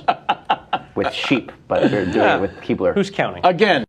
Hey, what do y'all think of this Danny Masterson interview? And here's some photos of everyone together. Oh no. She just wants, justice to be served. It looks like, hey, she gave me the. Like, I don't want to get into. Even Christina Ricci said some shit. But Christina Ricci, I know how she gets down in family court, so I was just like, let's see what she said. Sometimes people we have loved and admired do horrible things. They may not do these things to us, and we only know who they were to us, but that doesn't mean they didn't do the horrible things and discredit the abuse as a crime. People we know as awesome guys can be predators and abusers. It's tough to accept, but we have to. If we say we support victims, women, children, men, boys, then we must be able to take a stance. Now, if you don't recall, she put a abuse claim on her ex-husband to be, but we're not talking about that today. Unfortunately, I've lost lots of awesome guys who were lovely to me who have been proven to be abusers privately. I've also had my personal experience with this. This is her talking to her about her ex-husband. Believe victims. It's not easy to come forward. It's not easy to get a conviction. I mean, this shit is crazy. This Danny Masterson shit.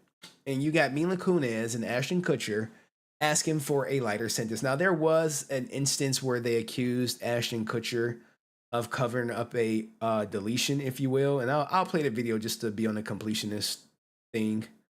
You know, show you guys everything and not withhold information. Well, Maria Bruno was murdered much time after Ashley Ellerin was murdered. Now, here's the thing. Ashton Kutcher lied about not knowing that she was lying dead on the floor in the house. You see, I really didn't want to. I really didn't want to get into this clip because I don't want to go down that that rabbit hole, if you will. But that is the whole Danny Masterson, Mila Kunis, Ashton Kutcher, trying to, I don't know, give him some grace and ask the judge for a lighter sentence. What did you guys think of it? Like, I think it's just utterly disgusting that after he was convicted, they came out and said, hey, he's a nice guy. He shouldn't have to be, he should get a lighter sentence. He's a great father, and that's not who the guy we know. And all this other shut up, bitch bullshit. It just is what it is, man. Like, and this makes a great thing. After everything, I can't even watch that 70s show anymore. You know why? It kills the show. You look at the entire cast differently, knowing that, hey, you know, Ashton Kutcher was probably crushing on 14-year-old Mila Kunis. Danny Masterson was graping people, which I want to say one happened while filming, and that's why Topher Grace. If we went through the Topher Grace episode story, it will point that out, and people are like, you dig, bro. You dig, bro. You like to dig. I just did a little digging because I thought this shit was so crazy, so interesting that you never see someone get convicted of grape and people come out in support of this person. Like, oh, I know he got convicted of grape, but you know, he's still a great guy. You know, some crazy slick type. I mean, well, I don't want to put a grape on crazy slick. He didn't get convicted of grape or anything like that. And they said Danny ran the cast like a cult because look, he was the oldest one on set, right? So she was looking up to him. He was looking up to him.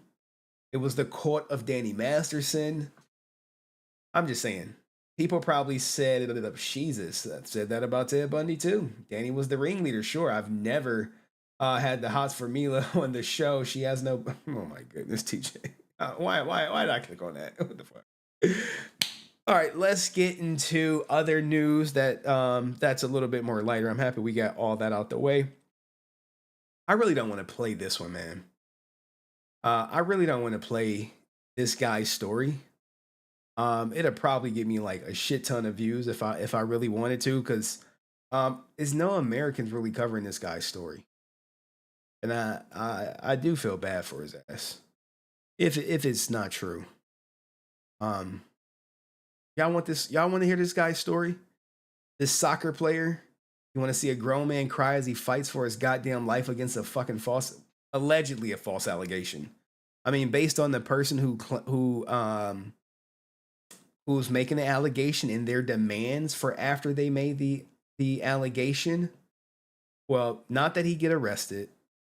Only thing they want to see him is not playing soccer anymore, which is to take away the one thing he loves, soccer. Y'all want to see this guy's story? 1, if you want to see it. 2, if you want to go to XQC and some lighter shit. I mean, Danny Masterson shit was heavy. This gets okay. I see 1, 2. The 2. I got 2 2s and 1 1. So it's looking like other stories in XQC. Oh shit! No. There's no either, bruh. You got to pick a side. You either supporting this guy going through some shit or you want to see XQC. No riding the fence. No riding the fence. That's right. Pick. Oh shit. The ones are taking over. Change my mind. 1. Oh shit. 1s. All right. See, you know, All right. The chat has spoken. Okay. Damn. One. All right, shit. Y'all want to hear a story? All right. Now, here's the thing. I'll go through a story. All right, let me set everything up. Let me get chat going. All right. This is Antony. He's Manchester's wing. And they put him on a leave of absence. What happened? Here's the story. All right, he's Brazilian. Okay. Last week, Antony was dropped from the Brazilian squad following the initial allegations of abuse made by former girlfriend Gabriela Cavalin. Okay. 2 other women have since come forward alleging that he assaulted them, similar, to the once one comes, they put out the smoke signal and then more come out. Okay. And in a statement on Sunday, Manchester United acknowledged the allegations made against Antony. They said, hey, players who have not participated in internal matches are due back in training on Monday. However, it has been agreed with Antony that he will delay his return until further notice in order to address the allegations. Man, I just hate the fact that it's an allegation. An allegation can ruin your life. And unfortunately, he is way more popular in the world than XQC. XQC is extremely popular on the internet, but in the soccer world, Antony is 10 times more popular. Okay. All right. Premier League said it condemns the acts of violence. This is the same, the same, song and dance, that they condemn acts of violence and abuse, aid and, recognize the importance of safeguarding all those involved in the situation and acknowledge the impact that these allegations have on survivors of abuse. Antony himself said, hey, I've agreed with Manchester United to take a period of absence while I address the allegations made against me. Just an allegation. This was a mutual decision to avoid distraction to my teammates and unnecessary controversy for the club. Which, here's the thing. Even in their interviews, they're going to be like, hey, how do you feel that Antony's gone? You think it helps hurt the team, blah, blah, blah. I want to reiterate my innocence of the things I have been accused of, and I will fully cooperate with the police to help them reach the truth. I look forward to returning to play as soon as possible. Antony, 23 years old, signed for United from Ajax in an $85 million deal last summer. God damn. Last summer, right? Last summer, Jesus, man. Sky News reports that, Rob Harris said Antony's leave of absence was characterized as an agreement. It really wasn't, man. It was like, bro, you can't be around the team with this shit. You can't be around the team with this shit. All right. Harris went on. He would have been back due in the next few days following international duty with Manchester United, playing the Premier League against Brighton next week, but now Antony won't be a part of Manchester United's plan as things going forward. So he's pretty much off the team, guys.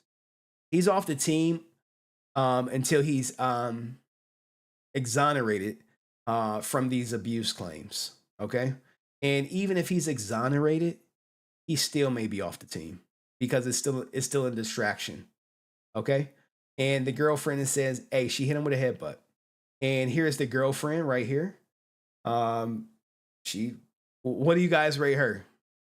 They both into some shit. I see the body art. I see the tattoos. He got tattoos. True. They might say too little, too late to replace him. 3 out of 10. Damn, 3 out of 10. I didn't look up her Insta. But the thing about her that I noticed is she wants him off the team. She wants him off the team, not arrested. He needs to be removed. Antony's ex-girlfriend, Gabriela Cavalin, calls on Manchester United to suspend the forward following domestic violence allegations. Now, this is breaking news as of today, guys. And we have his interview right here. Now, here's the thing with his interview. It's in Spanish or Portuguese. I don't speak Portuguese, so we're going to have to read it. And I want you guys to tell me if you think he is being honest or is he just trying to save himself? Let me move the chat right here. Let me know. Let's watch it. Você nega as agressões? 100%. Todas? Todas. Nunca agredi ela. Você tá me dizendo então que todas as acusações What are you telling me? That these accusations from Gabriela Calvina are a lie? da Gabriela são mentirosas. Mentira. Nada com All lies. That's what he said. All lies, guys. Nothing happened. Now look, guys. This is a setup interview, and when I say setup interview, I mean not that that they're trying to do him any favors, and it looks like he's sponsored by Puma. But hey, he want to tell his story. He has to tell his story because right now he's getting killed in the court of public opinion. In his world, public opinion matters, right? Aconteceu. Nada aconteceu. Por que He says nothing happened. Then why is she doing this then? Now look, we know it's about money. He got that big ass contract, and he broke up with her. Actually, I'm kind of spoiling, but you're about to hear it. ela tá fazendo isso então? I believe, as I've said, we had feelings for each other, but I think there's some interest from her. Eu creio que, como eu disse, teve sentimento, mas entra um pouco de interesse da parte dela. Qual o interesse? What kind of interest? It starts with her saying a lot of things that are not true. Guys, he signed an $85 million deal, and he's trying. I think you're about to hear a story about how he's trying to break up with his girlfriend and what she did to keep him from leaving. Começa por ela falar muitas coisas que não são verdade. A maioria das coisas não são verdade. Você acha que seria só para aparecer? Most of them. Hold on. It went a little too quick. He said most of them are not true. Do you think it would be just to be famous? Do you think she's making these allegations just to be famous? Consider this, guys. No one cares about his girlfriend at all. No one cares. She's just someone he's banging out. You can kind of say the same thing about probably your favorite streamer's ex-girlfriend. Before him, no one gave two shits about her. Maybe Ice Poseidon. And that could be a reach. All right. And he says, I believe so. So he thinks she's doing this to become famous. To which the reporter says, but do you think it's something positive for women? Now that's kind of like a trick question.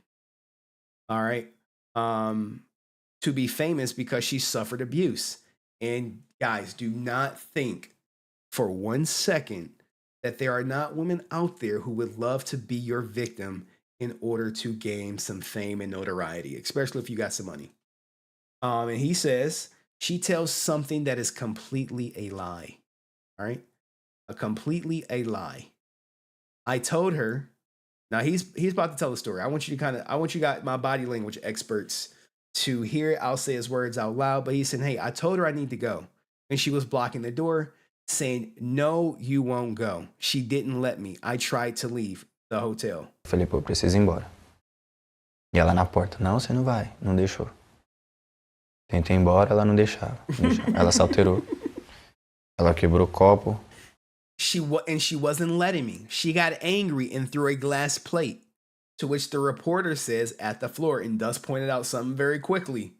There's no common law marriage out there, so she ain't getting no money without his ass. Ela quebrou o prato. No chão ou em você? No chão. Did she throw it at you? He says at the floor, but towards me. She came into me. The reporter says, then what do you do? Now remember, this guy at the beginning said nothing happened. And his definition of nothing could be nothing, but now we're seeing details like this. But let's keep going. Mas jogou na minha direção também. Ela veio pra cima de mim. E aí o que você faz nesse momento? Segura? Nesse momento eu segurei ela. At that moment, I held her. So, hey, she threw some shit at me. She wouldn't let me leave. I held her at that moment. And the reporter is like, did you hurt her at that goddamn moment? You know what I'm saying? They said, yo, he headbutted one girl and the other two allegations. It's hard, man, when these allegations and you see things like, you know, this happening to like, you know, pretty popular guys, pretty popular streamers. Não foi nesse momento que você machucou ela? Não, nenhum momento. No, at no point. I did not Ocho Cinco headbutt her. I didn't press her. I didn't do anything. I just held her to be calm. So he's saying, hey, I didn't do the Ocho Cinco, guys. Não cheguei a apertar, não cheguei a nada. Falei, calma, calma, calma. Isso tudo seria antes da cabeçada. And all of this happened before the head hit. And he's saying, no, there was no head hit. It never happened. Não, não dei cabeçada nela. Não. No momento eu dei cabeçada nela. Não pode ter sido. Could it be that at that moment her head was hurt? He like, I don't know. She wasn't hurt. I don't know. Nesse momento que a cabeça dela foi machucada? Não, não sei, porque ela não tava machucada. Não sei. E a gente tava lá tudo. E aí eu segurei ela e acalmei ela. Now here's the thing, man. I'm not a body language expert. Depois do tempo ela acalmou. But he is not really breaking eye contact with the goddamn lady. Typically when someone lying, they fucking looking left, they looking right. He's staring her dead in her face. We were there, and then I held her, and she relaxed. After some time, she relaxed. I chatted a little bit. Chatted. Eu conversei pouco, tal. E aí eu fui pro... With her, then I went home because I had to do other things related to my job. Eu fui pra casa, porque eu precisava ter os meus outros compromissos com o meu trabalho. Never me punching a woman's chest and reporter says, and you didn't hold her? Jamais. Eu dar soco no peito de uma mulher? E nem segurar. Como assim? Como eu disse pra você. Like I told you, when she was throwing stuff at me, I held her, but not in a strong way. Worth mentioning that she was... No momento que ela tava tacando as coisas em mim, eu segurei ela. Mas eu não segurei forte, não. Até porque é diagnosticado que o silicone dela... Now, she said he didn't donkey punch her. Dust. There's pictures of the injury somewhere. He looks more confused than like he's lying. And typically these guys are confused. You leave a woman's house, she's fine. You wake up to fucking FBI, and you like, well, what the hell I do? And you like, yo, you beat up your ex-girlfriend. You like, when I left her, she was fine. She could have pulled a thin line between love and hate. I don't know if you guys saw that movie. But hey, look, he's like, her silicone, she said he got punched in the chest. She was diagnosed with an issue in her silicone implant in 2020 before I even met her. From that time, she already had an issue there. So we're talking like some short-term shit, guys. É desde 2020, antes de eu conhecer ela. Ela já tinha negócio no silicone pra trocar. Olha. It was. I hate that this interview is chopped up. I'm sure there's a longer version out there somewhere, but I like typically watching shit straight through. It was hard being dropped by Brazil. It hurt a lot because this is one thing that I am certain that is true. Foi difícil. Eu fiquei bastante sentido. Porque numa coisa que eu tenho certeza que não é verdade, dá essa proporção toda. Tava aqui com a minha mãe. For it to become this big, I was here with my mother when I heard the news I was going to be dropped. It's not easy. And typically, this is the equivalent of a YouTuber being demonetized. He's dropped from his hometown team. He's dropped from Manchester United. He's literally getting canceled on an allegation that he says is not true. Quando eu soube da notícia que ia ser cortado. Não é fácil. A gente trabalha, a gente luta para realizações e...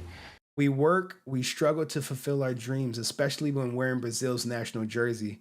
I feel like living a dream. And guys, in most of these other countries, you know how we want to be NBA stars or NFL stars.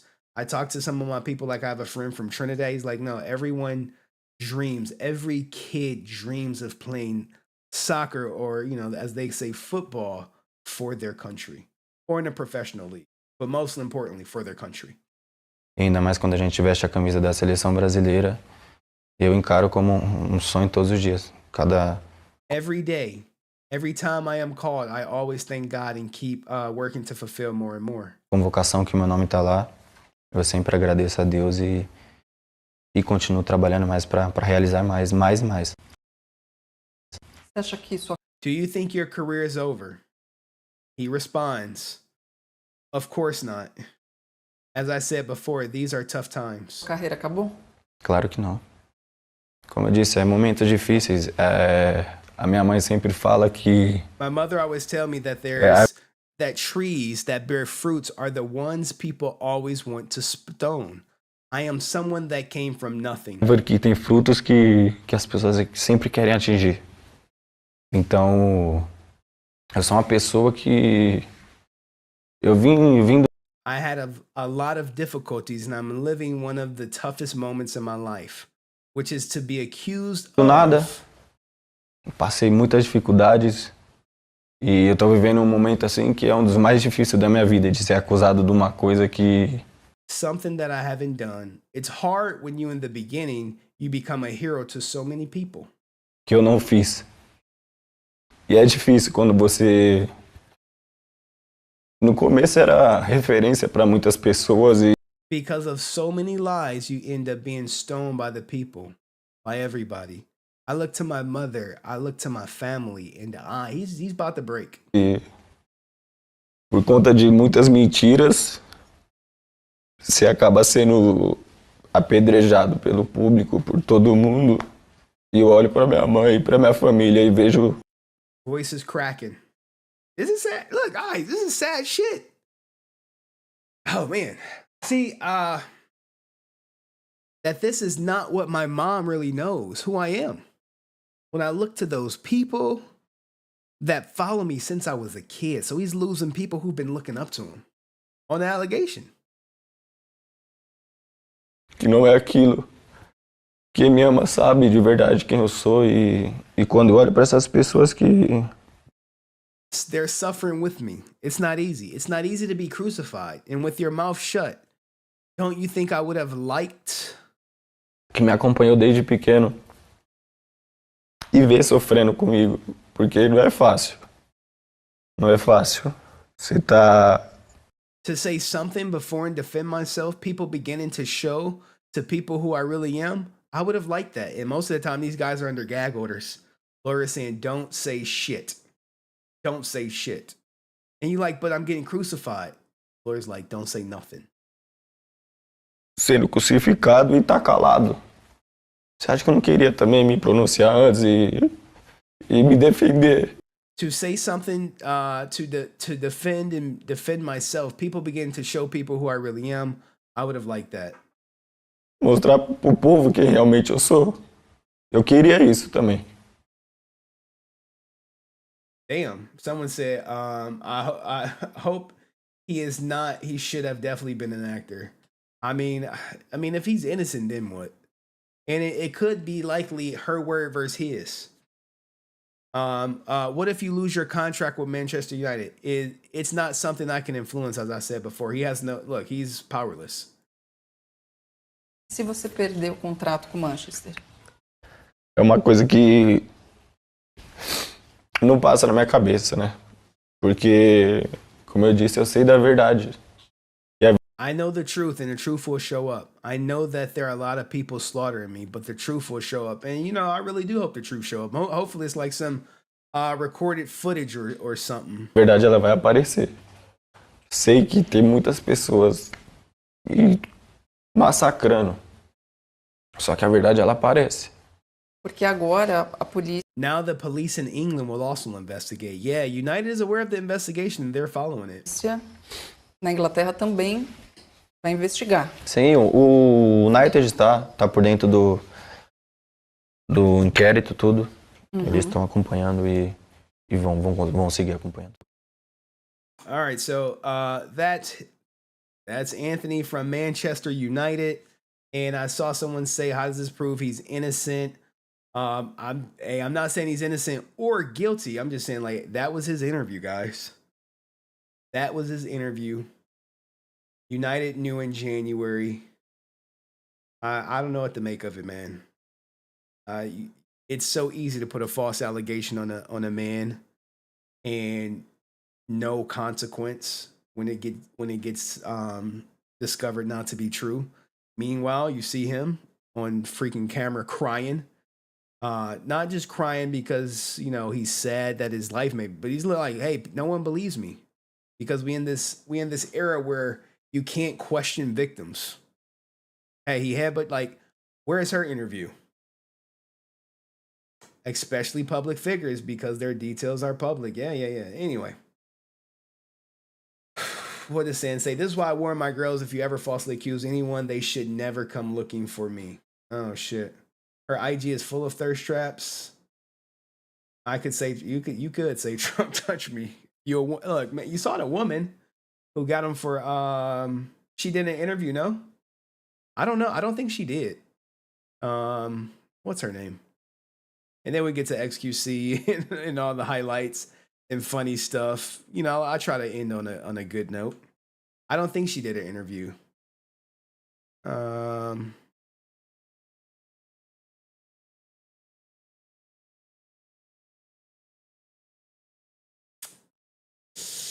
Oh, snap. It looks like she did, huh? Uh-oh, he said she is lying. Look, guys, y'all really want me to get down this goddamn... She did a 57-minute interview? I don't know, man. Y'all want this? Jesus. I don't know if I want to go down this, man. It's... Let's see. Let's... man. All right, let's just give it a look for a second. Sabia sobre ele era que ele chamava Antony. This don't got the goddamn subtitles up for me. Look, auto-generated. Like, guys, this is a big story. I need English subtitles unless y'all gonna translate for me. She's wearing all black. She got a nose job, lip job. You know, she wanted to manufacture whatchamacallits. I can't read these WhatsApp messages. Look, if it was some subtitle one out there, I would definitely go for it. The Antony situation explained everything we know. Like, look, this thing would get like hella views if I really covered it.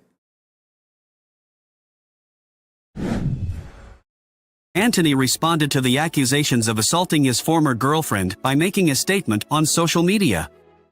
In his statement, he expressed his out of respect for my friends, and family, I feel obligated to speak publicly about the false accusations I have been a victim of.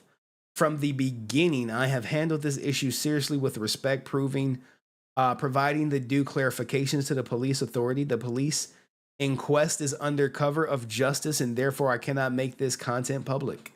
However, I can say with confidence that the accusations are false and that the evidence already produced and more to be produced show that I am innocent of the accusations made.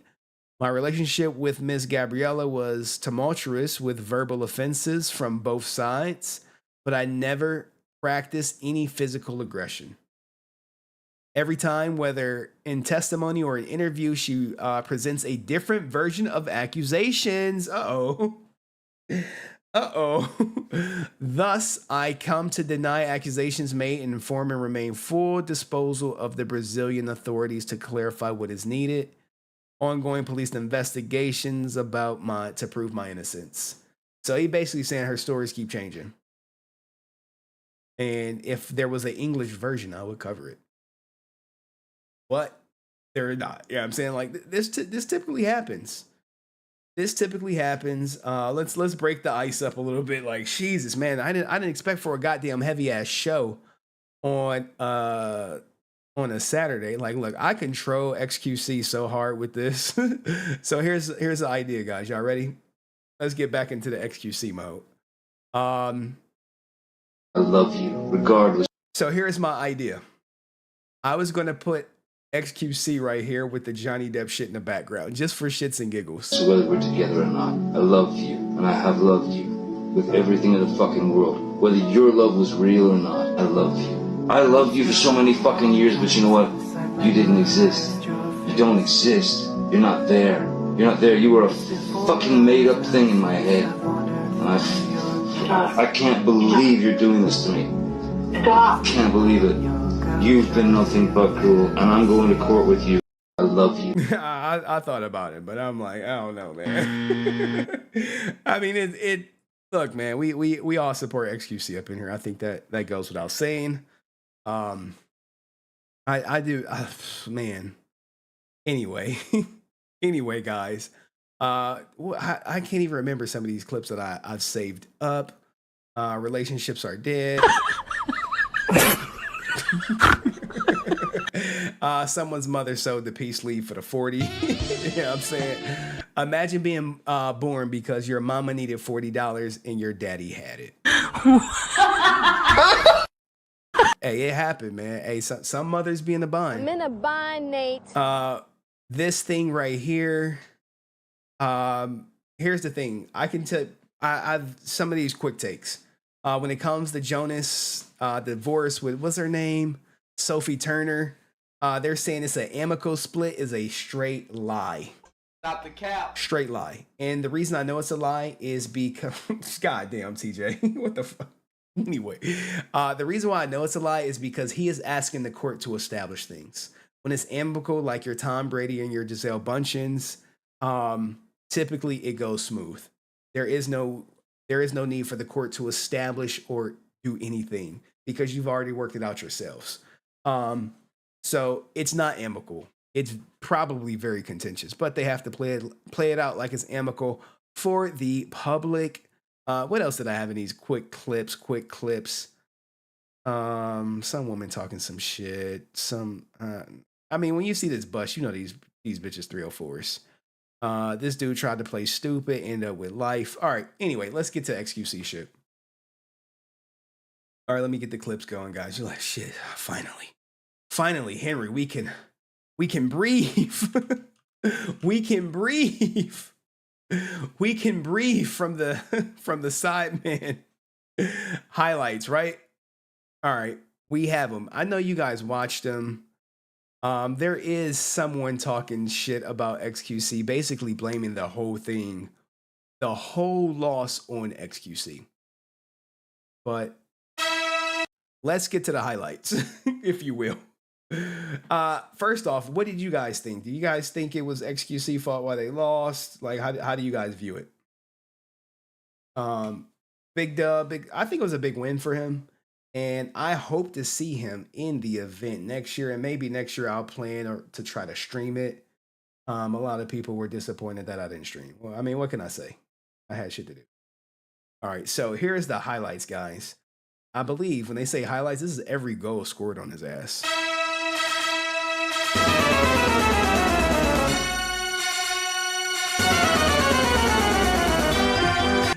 He had no D. I mean, but look, I'm not mad over a charity event, but there is a guy who is mad over a charity event. They posted in Henry Court.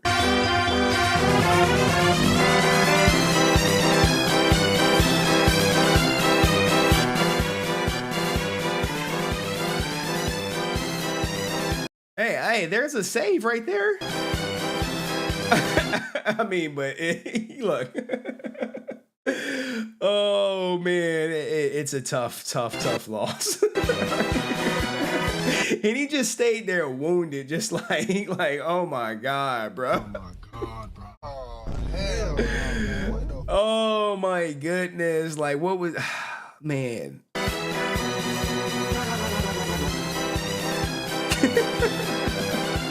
All right, man. That was just bad, man. Even they laughing like, goddamn, bro. What was you thinking? What was you thinking?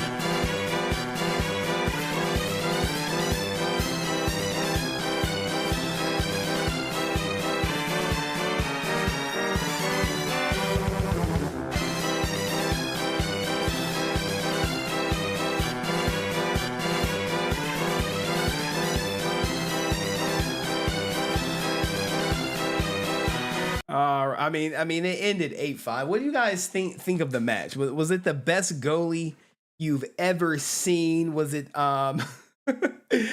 XQC highlights charity? Give me a second. I mean, you want to see the guy hating on him? Do you want to see the guy hating on him? I mean, it was bad. I ain't gonna lie. It was bad. It's like, yes, play the clip. Okay, Jesus. Like, god damn. All right, let me go to Henry Court. Give me a second. Let me.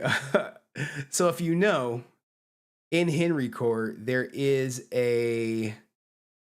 I just changed the name to the Juicer Army. You're like, god damn. I just gave in. I was like, Henry, got to give in, buddy. Hello, everybody. So this. All right, here we go. Now, I'll admit, guys, I did not watch this, but everyone, look, guys. What do you think? Was it XQC's fault that they lost? Yes or no? Yes or no? Was it his fault that he lost? Even though I said he was going to be the biggest liability. I said it. I was like, yeah, he's going to be the biggest liability. And why did I say he's going to be the biggest liability? For a lack of experience. I mean, 8-5 isn't bad.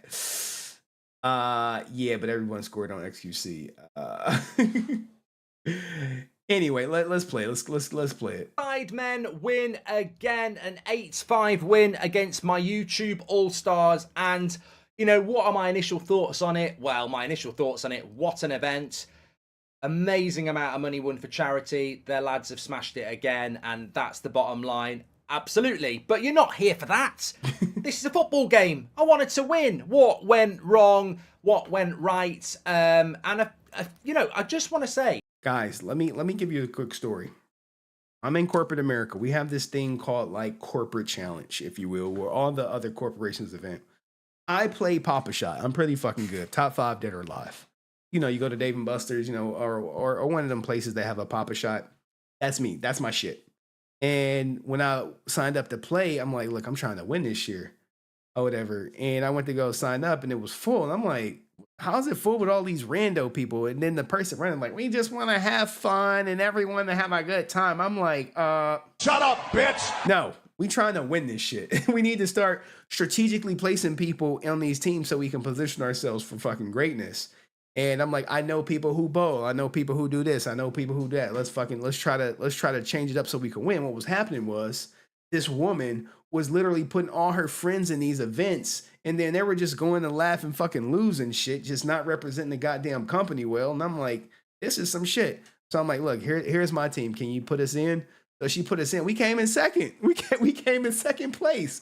And we beat the score of the original team. I was like, we're going to make you a backup team. I'm like, oh my God, we should be the fucking first team. But anyway, let's see what the manager of the sidemen, I mean, not the YouTube All-Stars, had to say about the game. I think most people understand it. I can't change the goalkeeper. The goalkeeper is chosen way in advance. And he just came out firing like, hey, I did not choose XQC.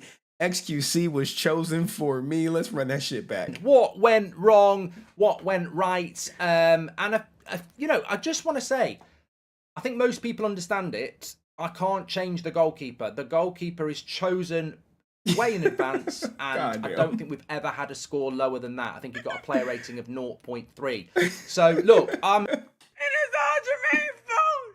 It's always Jermaine's fault. He just blamed XQC off rip. I'm in a safe place here, and I'm going to tell you why I'm in a safe place from the stats. But I just want to say, look, overall, we're talking about the football match here. We're not talking about the amazing event. 60,000 people absolutely loved it. To stand on the side in a stadium like that, and it was brilliant at Charles. Here's the thing, right? Notice how he came out the gate. It's XQC fault. Then he went back to charity and shit. Like, hey, bro, we just gonna gloss over the fact that you just threw XQC under the bus. Like, god damn. One last year, but to do West Ham, I just want to thank everybody, especially the sidemen, of course, but everybody who turned up. It was amazing. So make sure you smash a like and all that positivity, because it has to be positive. But from a footballing point of view, look, Goldbridge Ball still lives. I'm going to talk about what Goldbridge Ball is on my podcast this week. Goldbridge Saves Football. It'll be out on Tuesday, and a few behind-the-scene little bits of information that you might not be aware of that will go on.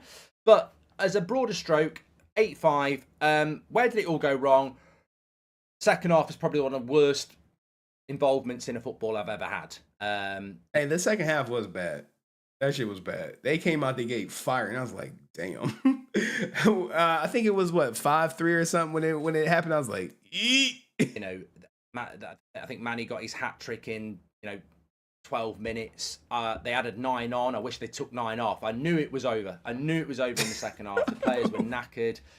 Another injury. Philly was injured. People were dropping like flies. They were making 5 subs every time they did it. They were buzzing. They could sense blood, and they took it. We were dead in the second half. So look, realistically, I knew it was over. I knew we weren't going to get back into it. I mean, KSI was playing on the halfway line just to try and make it entertaining. The game was over at that point. But look, I still look at it, considering the fact that they, dominated us in the second half, and we'll get into the reasons behind that. Some of the interesting things for me is that across the whole game, we had an 80% pass accuracy compared to their 67%. Now, considering we were dead on our feet in the second half, I've got to applaud the lads. And I've got to say, look, from the YouTube All-Stars side of things, the general consensus was, give us a bloody goalkeeper next year and let's have a proper game. Oh, shit. He just doubled down. He just doubled down. He's like, give us a proper goalkeeper next year. Holy shit. He's kicking his back in. He came out, hey, it was XQC fault. And then, like, we 2 minutes in, he's like, it is all Jermaine's fault. Like, Jesus, XQC, can you react to this, please? It made it very, very difficult. I think we should have won it last year. We should have won it last year, and there's no doubt about that. We played brilliantly last year, and we should have won it. We were a little bit unlucky. You know, some people would say, again, you know, some little mistakes, but this year, you can't win a game, and bless him, the goalkeeper did his best, but he's never played a goal in his bloody life. The third time. It just made it. The third time, guys. Look, it's XQC, it's XQC. And hey, guys, if you forgot, the reason why the YouTube All-Stars lost is because it's XQC. It is all Jermaine's fault. Jesus. Very, very hard. And I think, you know, as the manager, you're trying to sort of lie and say, come on, we can do this, we can do it, and you give the talk and everything like that. But in the back of my head, and that's why I went out on the pitch in a tracksuit and had to change into a suit, because I'm like, I'm trying to tell him where to stand. Like, he didn't know about running out, you know. It was crazy. In fact, on the first goal, Gideon at left back, when he tried to pick the ball up, he said sorry at half time because I thought it was in the box. And I said, no, you can't pick the ball up anywhere. You're not the goalkeeper. So look, we're going to get to the stats of him versus last year's goalkeeper because I have it all in Henry Court. You know, that's the brilliance of a charity game, of course. But I'd love to have a pop at the sidemen with a proper goalkeeper. I mean, I'd have bloody gone in goal. I mean, if they want someone else to manage them next year, put me in goal. You know, I'd love the YouTube All-Stars to actually have a pop at the sidemen with a proper goal. XQC think he's coming back next year. Nope. Oh, shit. Put me in, coach. Because I tell you what, some of the saves KSI made, I think he got a player rating of 7.1, and our goalkeeper got 0.3, and we lost 8-5. So, you know, in a footballing sense, you know, it's hard to swallow in that sense. And, you know, there was a bit of disappointment at the end of the game in the dressing room because, you know, we felt, you know, also, can I just say, I should have said this even earlier. Look at the first half, right? Look at the first half. We had 13 shots to their 6. 13 shots to 6. We absolutely battered them in the first half. We were the better team. They were having to play counter-attack. We were brilliant in the first half. The fundamentals of the YouTube All-Stars and Goldbridge Bull fused together like it was last year. That first half was brilliant from us. The midfield, and of course, captain, our...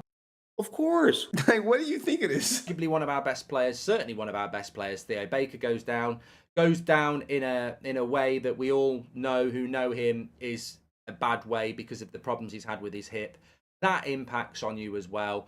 We didn't have enough player, you know, we didn't have an angry Ginge on the bench who can just come on every 20 minutes and he's actually a baller. So we had a lot going against us yesterday, and XQC was. Look, I think there's a hidden meaning in that we dominated in the first half.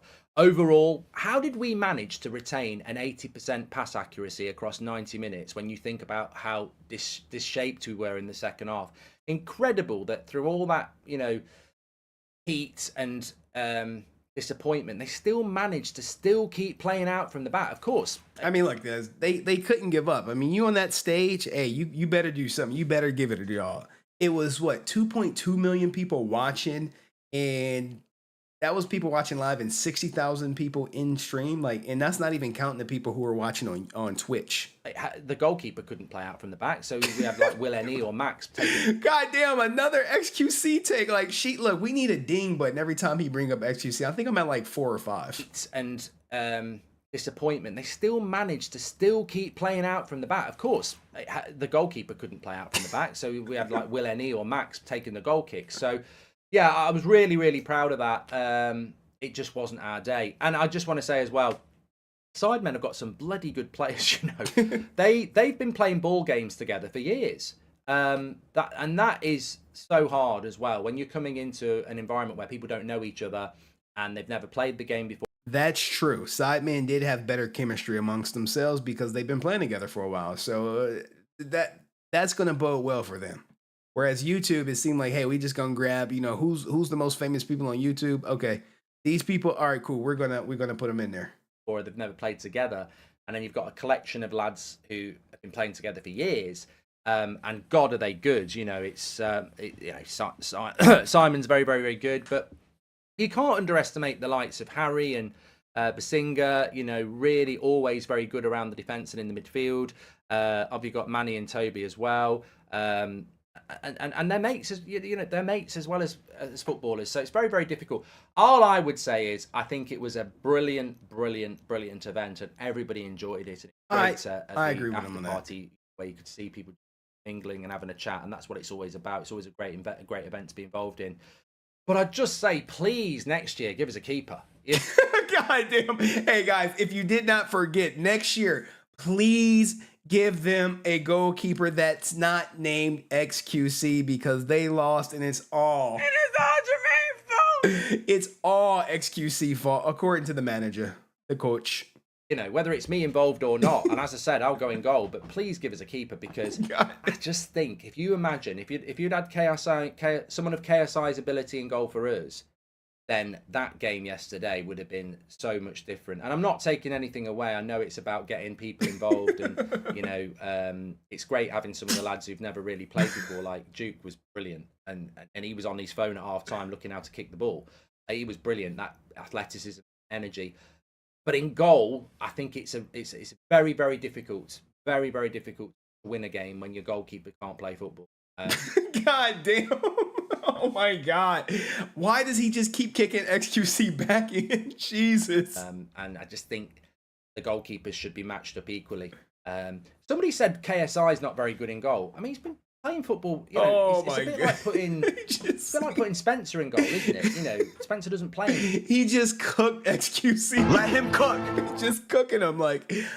Guys, I'm probably going to clip this and see how many times he said XQC, because this shit is crazy. Goal, but he's played football all his life and has a rough idea of what to do. And I just think, match it up and let's have a proper one. Because I tell you what, I think sidemen have won it 3 years in a row now. 2 on my watch, admittedly, but yeah, let's equal it up next year. But of course, we have nothing to do with that. People are saying, why do you keep him in goal? Why do you keep him in goal? Because that's the rules. Like, he's the goalkeeper and he's got to play in goal. The goalkeepers are the goalkeepers unless they get injured. So that's how it is. And they get chosen by the organisers. So, well, here's the thing, guys. The organisers want to make sure that they have the most eyeballs possible. And it's actually a decent strategy to put like the most popular YouTubers and content creators on the field, because all of their audiences is going to watch the event. It's going to boost donations. So imagine if you take XQC out of the game, how many people would still watch? Me, probably. Nope. No, I'll just get the highlights. But because XQC's in, I'm watching. I mean, who? And that goes for all the other content creators as well in their audience. Like, oh, just because. Hey, is he gonna play? Like, hey, you want them people in there. Not a lot you can do about it. You just got to go with it and enjoy it. And enjoy it we did. It was very hot. I hope you enjoyed watching it. Amazing numbers on YouTube. Amazing numbers there. I mean, look, the enthusiasm for what the sidemen have built is incredible. I mean, I've been in awe of it for years, and all good shit. But here's the thing, guys. I actually hope XQC gets invited back next year. And I hope he plays goalie so we can see a redemption arc, if you will. I don't know if it's going to happen considering the coach's latest rant, if you will. And what will happen, look, guys, something's going to have to change. They're either going to get rid of the coach or they're going to get rid of XQC, but I can't see a situation where they both come back in the same position or in the same capacity. So what do you guys think? Was it all XQC's fault, or was it a team collective effort? Because you still got defenders who kept allowing them to score. And we also have some stats, if you will, from Henry Core. Give me a second. Let me pull up the stat. Let's go to a tail of the tape, which I saw, which was actually a good stat, if you will. Where was it at? It was a side-by-side comparison of XQC as a goalie versus the other guy. Here we go. Open link. So here we go right here. This is last year's goalie, if you will. Give me a second. This is last year's Goalie and their stats versus XQC's. And what you would notice is XQC didn't do too horribly bad. Look, saves 3 for 10, 3 for 12. All right, minutes played. He played 100 minutes. Goals conceded 7. Goals conceded 8. They put a little errors thing in there. What else do we have? Goals prevented 4 out of 11. I mean, whoa. Sorry. Goals prevented negative 4.34, negative 4.12. What's this? Accurate long balls 3 out of 8. Pause 2 out of 2. Accurate passes 10 out of 11. So it's actually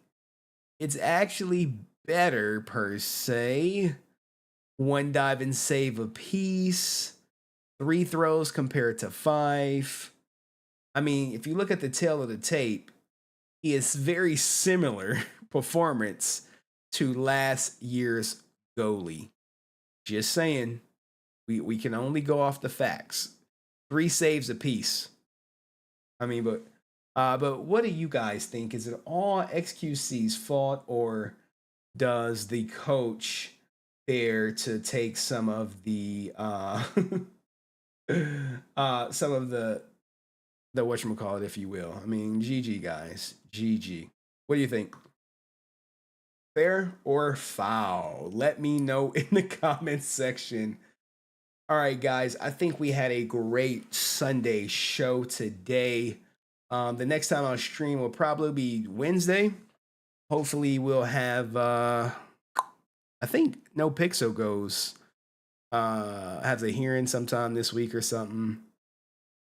That's it. Any questions before I get out of here? They know XQC has no condition. Yeah, I mean, but what do you expect? What did they expect to happen? And shit, I was thinking about getting a new camera. This one not so bad with good light. Low light, this shit sucks. It'll lose focus. It'd be all bad in low light. Full light, they're like, oh, Henry, we got you in focus, man. What do you want to do? I think they expected exactly what happened. Yeah, probably. I mean, he was partying. He was out here partying. He was partying? Like, yeah. This is, Jesus, I hate when they do this. I can't play because of the music. I know XQC was in this joint, wasn't he? Or maybe it got timed out. But anyway, quick question. Adapter got all 3 of the cars? No, she does not. She has 2. She has, hold on, let me get this shit off. Someone said Adapter got all 3 of the cars. I'll tell you what she got. Give me a second. That X and XQC. She been real quiet lately, huh? Nothing to talk about. Oh, snap. I'm happy you brought it up.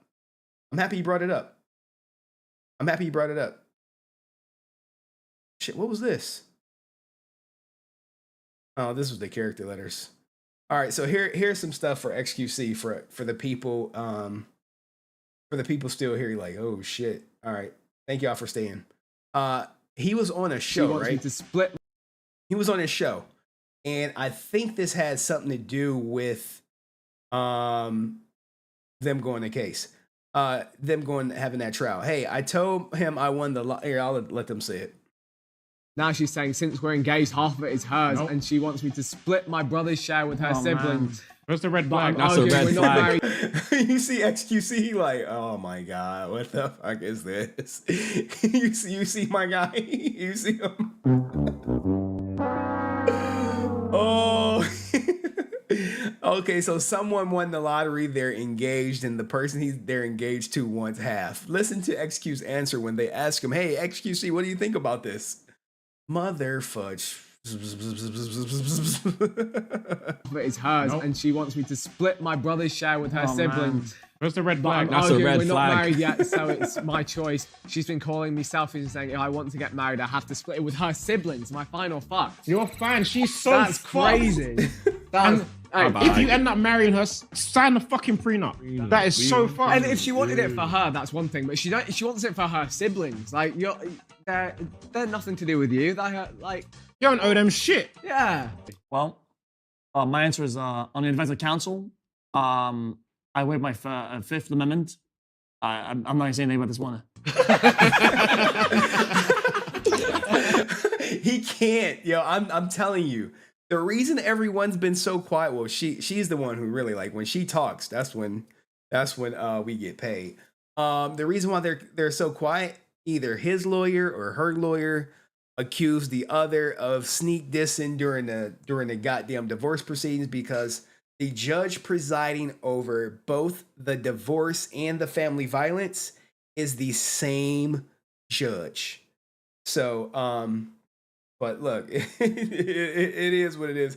I'll run it back one more time because his answer was so like, it's cringe, but he has to say it because he can't say anything anymore, I presume. She wants it for her siblings. Like they're nothing to do with you. Like you don't owe them shit. Yeah. Well, my answer is on the advice of counsel. I waive my Fifth Amendment. I'm not gonna say anything about this one. And here's the thing: everyone in the world knows he's going through this RP divorce. Everyone knows. So this is why everyone is just laughing at his ass like, good answer, XQC. Well played, man. We know you're going through the bullshit. Now she's saying, like, oh my goodness, man. It is dumb. It is dumb. It is what it is. But to answer your question, does she have all of the cars? No. She has the BMW and the Tesla. And I presume the McLaren is in some storage somewhere until they sort out ownership of all of the vehicles, if you will, because that's just where he's at right now. You can get jammed up, and someone's like, "No, we're married." Like, we were never married. She's like, "Prove it." Like, oh shit. No. Nope. But I presume her ass is on the title of all three cars. I presume. I don't have proof. She said she's on the title of McLaren in her personal statement. I think it's in Aiden Ross's garage. Perhaps. I don't know. I have no idea where it's at. I mean, I don't. It could be. Lock and key. They're probably checking accounts and stuff. No. They're not checking accounts and stuff. This won't happen until she's proven to be married. If she's proven to be married, then that's when the forensic accountant gonna come in and then they're gonna just probe his ass like he been abducted by an alien or something and look at every penny that he generates and where it goes, whether that goes to a company, a trust, a bank account, stake. But that won't happen unless they're deemed married. This is how stupid marriage is. I keep trying to tell people, just don't get married. People are like, not even with a prenup, not even with a fucking prenup, just don't get married. And I stand on it. So if people are like, yo, Henry said don't get married, like, yeah, I did tell people not to get married. But if you are going to get married, get a prenup. I mean, some type of fucking protection. Goddamn. Like, don't just go up in there raw dogging it, you know what I'm saying? I mean, I do got this clip, but I'll probably save this for another day. And that they are not to blame for any poor choices. Every poor choice is glamorized. So if you want to be a sex worker, it's great. If you want to post in bikini pictures online, it's fine. Yeah, I do got like some stuff from Adept that she has said that I've never released. Fine if you want to be in with it. Every poor choice is glamorized, and every internal reflection is seen as gaslighting yourself. So they've even got terms for internal reflection to prevent it happening. And so what will happen is they are trained to not reflect on That's illegal, bro. themselves, because we've been told we've been oppressed for so many years. Now it's time to make sure we project. And so we don't take any accountability. And as a result, when we get into relationships, if we don't feel completely soothed all the time, he must be a narcissist. He must be a manipulator. He must be gaslighting. He, rather than I. And unfortunately, we've got an online market that caters to that wounded woman, that caters to that entitled woman, and caters to that narcissistic woman. The rise of... Man, I should post this on my personal shit. I really should, but I know people are like, stop posting. Like when you be on Facebook, and I think I posted something like about the grandmother getting banned from school. You can tell how uncomfortable people are on Facebook just reading a post, going through the post. And the people who would normally like pictures of my daughter, they don't like that post. It's very weird out here. You know, people who want to sit in the middle. And I've lost a lot of friends. You posted a picture in Henry Court. Let's see. Which channel? Juicer Army? Let's see. Let's see what he posted, guys. If you're on Henry Court, I mean, this is. I recently was going on dates with a man, and nice guy, good guy, treated me well. But once I realized that he was not my husband, because I'm only looking for husband energy at the moment, I ended things with him, and I sent him a text, because like it wasn't that serious, you know, I didn't feel like I needed to do it in person. Anyway, so I sent him a text, told him that I didn't see it going any further, and he agreed. He said that he didn't think that he could make me happy. And while I appreciate that, it was a very kind response, he didn't even try. He didn't even try and say that he like wanted to change, that he wanted to like whatever. Like, I can be manipulated. I will listen to you. But you didn't even try. These fucking women, they play these stupid games and they win stupid prizes. I always tell women, don't play the "let me see if you care about me" game and try to like dump him or remove communication to see if he fights for you or any goofy shit like that. And clearly she did it to a guy that it seems that she was into, and he just was like, oh, all right, cool, I'll just move on. And she like, he didn't even try, he didn't even fight. Yeah, because I think guys are just beyond these stupid ass games that some women like to play. But what does San say about me posting? It's your page, not you're not posting for them. That's true. That's true. That's true. All right, guys, it's Sunday. I need to get some food. I got to call my daughter. All that good stuff, man. I appreciate y'all rocking with me on a Sunday, skipping football. Like, what the hell? What the hell? Jesus. It's like, yeah, man, fuck football, man. We here with Henry. We talking these women doing crazy stuff. And we're the Twitter one was the GOAT. Not that one. Not the 50-year-old fucking smoker. Not when I start selling punani. Where's the one that I was just watching? This one. Oh my goodness. This one is fire. This clip right here. And oh man. And the rise of feminism has taught women that they are not to blame for any poor choices. Every poor choice is glamorized. So if you want to be a sex worker, it's great. If you want to post in bikini pictures online, it's fine. If you want to be in with it, every poor choice is glamorized. And every internal reflection is seen as gaslighting yourself. So they've even got terms for internal reflection to prevent it happening. And so what will happen is they are trained to not reflect on themselves because we've been told we've been oppressed for so many years. Now it's time to make sure we project. And so we don't take any accountability. And as a result, when we get into relationships, if we don't feel completely soothed all the time, he must be a narcissist. He must be a manipulator. He must be gaslighting. He, rather than I. And unfortunately, we've got an online market that caters to that wounded woman. Oh my goodness. All the simps that cater to the wounded woman out here, y'all make me sick. Seriously. Caters to that entitled woman and caters to that narcissistic woman. The rise of... I mean, it's just be brother starving trying to fuck. Yeah, that brother's starving. Yes, sir. So what ultimately happens, people come in and they slam their ex, and the next thing you know, you got a bunch of guys who's trying to smash, and they're like, oh, he did what? Oh, that's horrible. That's horrible. He did that to you. I would never do any of that. Please take your clothes off so we can fuck. Oh my goodness. Anyway, guys. And it has to be a woman saying it, because if a man says it, it's misogynistic. It's misogynistic if a man says it. But when a woman says it, it's all clear. And that's what sometimes you'll see a lot of these female content creators say the same thing men have been saying for years, and they get like a super huge audience, while men who've been saying it talk to the same 100 200 guys. And look at this fool. I love the Twitch community. Y'all are the Twitch community, guys, is mostly like comedians. I'll just say that. And I'm using comedians loosely.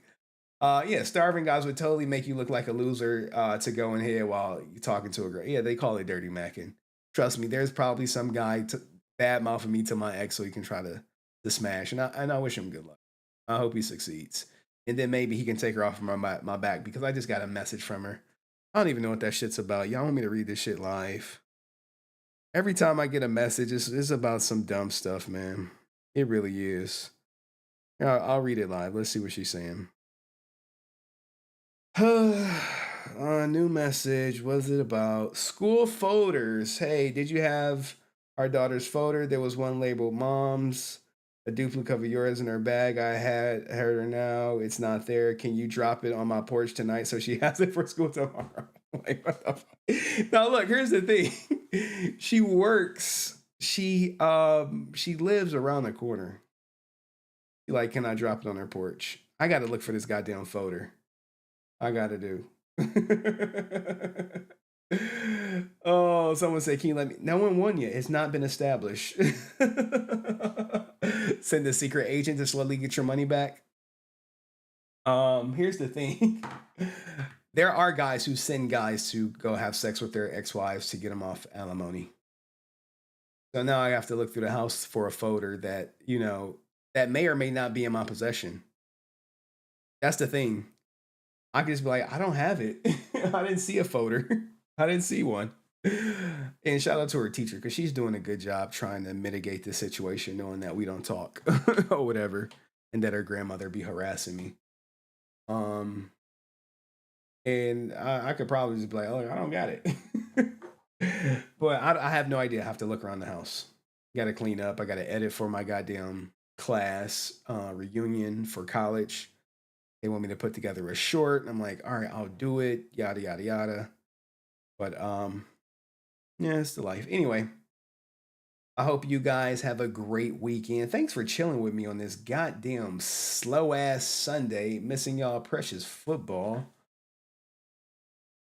But Jesus, man, there's so much content to cover, and I just wish I could stream every day to cover it. And then I wish I had an editor to cover it every day. All right, so anyway, guys, y'all be safe. Hopefully I'll have a productive Monday. I'll be editing this, maybe the last Sunday stream. I don't know. All right, guys, have a good day, good evenings. Like the stream on your way out, and I'll see you Wednesday or Thursday. Peace. Peace.